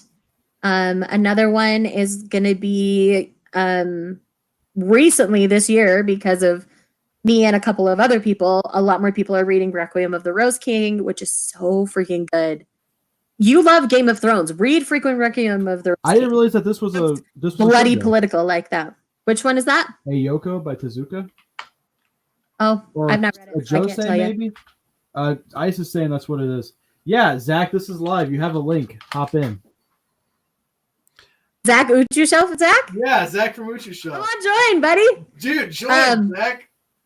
Finally, someone who can talk Mecha with me. oh god, Alone. oh god. Oh, I I'm need to give you alone. why I didn't finish Kokia. Oh, yeah. Yeah, why? So I got to the memory wipe. I'm gonna go to the toilet while you talk spoilers because that's just Okay. that's Okay. just. I'm wearing no pants. I'm joking. Look at that ass. I got to the memory wipe. House. I got so pissed I couldn't keep going. Shay, you gotta. It's been a year and a half. You gotta get back. See, this is. And see, I can't. I'm too mad at Lelouch. I can't. I'm mad at him. This is why This is in a corner, and he hasn't gotten out of the corner. he's kind of a shitty person. He is a shitty I didn't person. really like him. This is how non-knowledgeable I am on shoujo and josei. Is that I probably have shit in my collection that I've read and just been like, that's okay. And I guess it's a. Well, like Like- me, I read Angelic Layer with no idea that it was a shonen. I didn't know that Banana Fish was a shoujo. Yeah. I was enjoying it. I was like, well, but I'm trying to think of what else in my collection would I have then? Rig Veda by Clamp. That's technically a shoujo, and that's I don't think so. I think that falls I think into. that's- We're gonna look. I don't think Rig Veda's shoujo. Shodo. It is labeled. We've been going over 3 hours. I'm stumbling over my words, sir. It is labeled on, according to Wikipedia, demographic shoujo. Look it up under Baka updates. Baka They're the updates. most accurate. Baka. This wiki. Baka update is most correct. We got Dr. Manga Piracy in here. What's going on? All right, so manga update. Hey, you two, how are you? Hello. Where would it genre? Shoujo. It says romance, shoujo, Okay. historical. Yeah, so that's a shoujo, and I think that's phenomenally Okay. well done. And Zach, see, that's one where I've heard I probably should read it. I just haven't yet. Zach, you want to talk about mecha? Yeah, He let's wa- do that. He wants What's- to talk about manga. Right now, what's your- that's what- While What's you your- do that, I'm gonna go get a drink. Okay. Well, Zach, what's your top 3 favorite series Mecha series? Yeah. besides Neon Genesis? Okay. Because you have a tattoo, so that's. You know what? I'm gonna do the base senpai thing and consult my anime list. I told Taylor, because we're on like a weight loss goal. If I get to my goal weight by March, I'm gonna get the spear of Longaius tattooed on my forearm. That'd be sweet. I thought you were gonna say penis for a minute, but that would have been equally cool. Yeah. get get Shinji's dick tattooed on my on my arm. I can't remember what the hell my anime list thing is. So Alex is watching Code Geass. Yes. How far in are you? 2 episodes. Oh, okay. I'm using it as like my go to sleep one. You know, you put it on as you're going to sleep. Yeah. Yeah. You're gonna be hyped up at some parts, so you're not gonna want to go to bed. I don't sleep until about 2 o'clock, even though I go to bed at like 10. What time do you get up for work? Too early. No, saying that at the moment I don't start work until the 20th, so I'm That's kind good, of dude. man of So leisure at the moment. You should binge Code Geass and then hop on and we can talk about it. My priority at the moment is I want to finish Pun Pun. Okay. I want to watch. I'm starting Full Metal Alchemist Brotherhood as well because I got the Blu-ray for that. I've never watched I it love before, so Full I was like, well, it's like fucking 70 odd episodes or whatever it is. I was like, I it's think gonna take me a 60? long. Yeah, it's like if I start doing that whilst I'm back at work, it'll be a long time before I see that out. Yeah. So Yeah. Yeah, Steve and I are binging Star Trek Voyager right now before Picard starts. I met Patrick Stewart at Comic-Con. There was no one in his line, and I got a headshot signed by him, and he called me a good sir. He seems like the kind of guy who would call people. who's the guy that plays Magneto again? Sir Ian McKellen. Yeah, right. We saw him. We were on a boat once going down the Thames, and he was asleep on there. So my brother took a selfie with an Ian McKellen sleeping man, and it's still one of my favorite pictures. So Zach, That's did you get your list? Yeah, I'm looking through it now. It's List of what? one flaw of my anime list is that you can't sort by genre in your own list. Oh, Mel. You'd be able to do. I have not ever used Mel. I don't think it's important to use Mal. It used to be, but not so much anymore. You can't even use it for so sometimes I'll be like, okay, there's a series it's on offer or something like that. I'm gonna go check it out now and I'll see what rating it got. But then you can't even use the reviews because it's just full of spoilers anyway. I think my Yeah. headset just died again. So I'm just like, Mal, it's Or like, not. and I personally don't necessarily trust the scoring. If it's anything over 8.5, I'll assume that it's really good. But anything between 7 and 8 could be anything almost. Like even 6 and 8 could still be good, I think, personally. Yeah. Although base is probably throttling right now. There's a lot of series like I think with any medium, like especially games, like not to talk about mechs again, but the Armor Core series, one of my favorite series, always gets reviewed very Well, poorly. how many times have you loved a film and you go on IMDb or Rotten Tomatoes, it's like 50, and you're like, fuck that was a brilliant film. You know, Right. it's always That's why Rotten Tomatoes is great. Gives you like what people really think, and then like The critical. It was hilarious with that Yeah, Dave movies. Chappelle thing, though, because when they did the critics one, and then the people came on, they were like, critics gave it like 30%, and then it got like 99% over like 20,000 people voted. So Rotten Tomatoes is good. IMDb a little bit, but you know, You got that list, Zach? I do. I've got my top 5 mecha anime Okay, all time. let's hear it. In no particular order. Gurren Lagann, Star yeah. Driver, Fuck yeah. Eureka 7, Hell yeah. Mazinger Z, the original, and Zabungle. Zabungle, really? Yeah, I love Okay. it. It's like my, Okay. I don't know. I love it. I mean, I'm surprised. Like within the span of a year and a half, we got Aura Battle or Dumbbine's Zabungle and Space Runaway Ideon. All. Oh no, under- never mind. Adion. Yeah, screw Zabungle. Ideon's always forget, so yeah. good. My There's favorite is my top 5 is all Code Guys 1 to 2 episodes. That's it. You should. I think. See, think I like Eva better than I like Kokias. Or does I the love Power you. Rangers Zords count? Because those Well, fight That's Koku. I told him no Eva because that's probably his number one. He has an Eva tattoo, so I said no Eva. But I love the designs of the Zords, dude. Like I think they're so fucking cool and they're so boxy and it's so awesome, dude. Barnes and Noble had a mini pla set of the Jetman, like the main Jetman Zord, and I almost bought it. But it was $70. I was like, ooh. It was like the 5 figures that you build and then combine into. I wonder how many pennies it is to produce those as well. Yeah. Right. They're onto such a winner. I mean, you probably got to factor in like the actual engineering behind putting those pieces together. Like someone that had to pay somebody. Yeah, right. It's not like Lego, where it's just like it's you just a just brick. bring it It's out. like- I sold off some Gunpla that I haven't built just because I don't have the time. Like I still have, and I just lost a piece last time I talked about this. I still have the Moon Gundam here, and I fucking lost the piece to the head. So I'm just gonna throw this away now. Yeah, Gunpla it's time consuming. Right, because Oh, good morning. You can put it down. You can bring it in here. Okay. Well, guys, I'm gonna wrap up because it's been 3.5 hours. Yeah, Holy it's been a long shit. time. Bridge, you slept a long time. She Yeah, we've slept a been here a long, while. long time. So, thank you Which guys means for she'll coming be on. up all night, so enjoy that. Sooner, you fucker.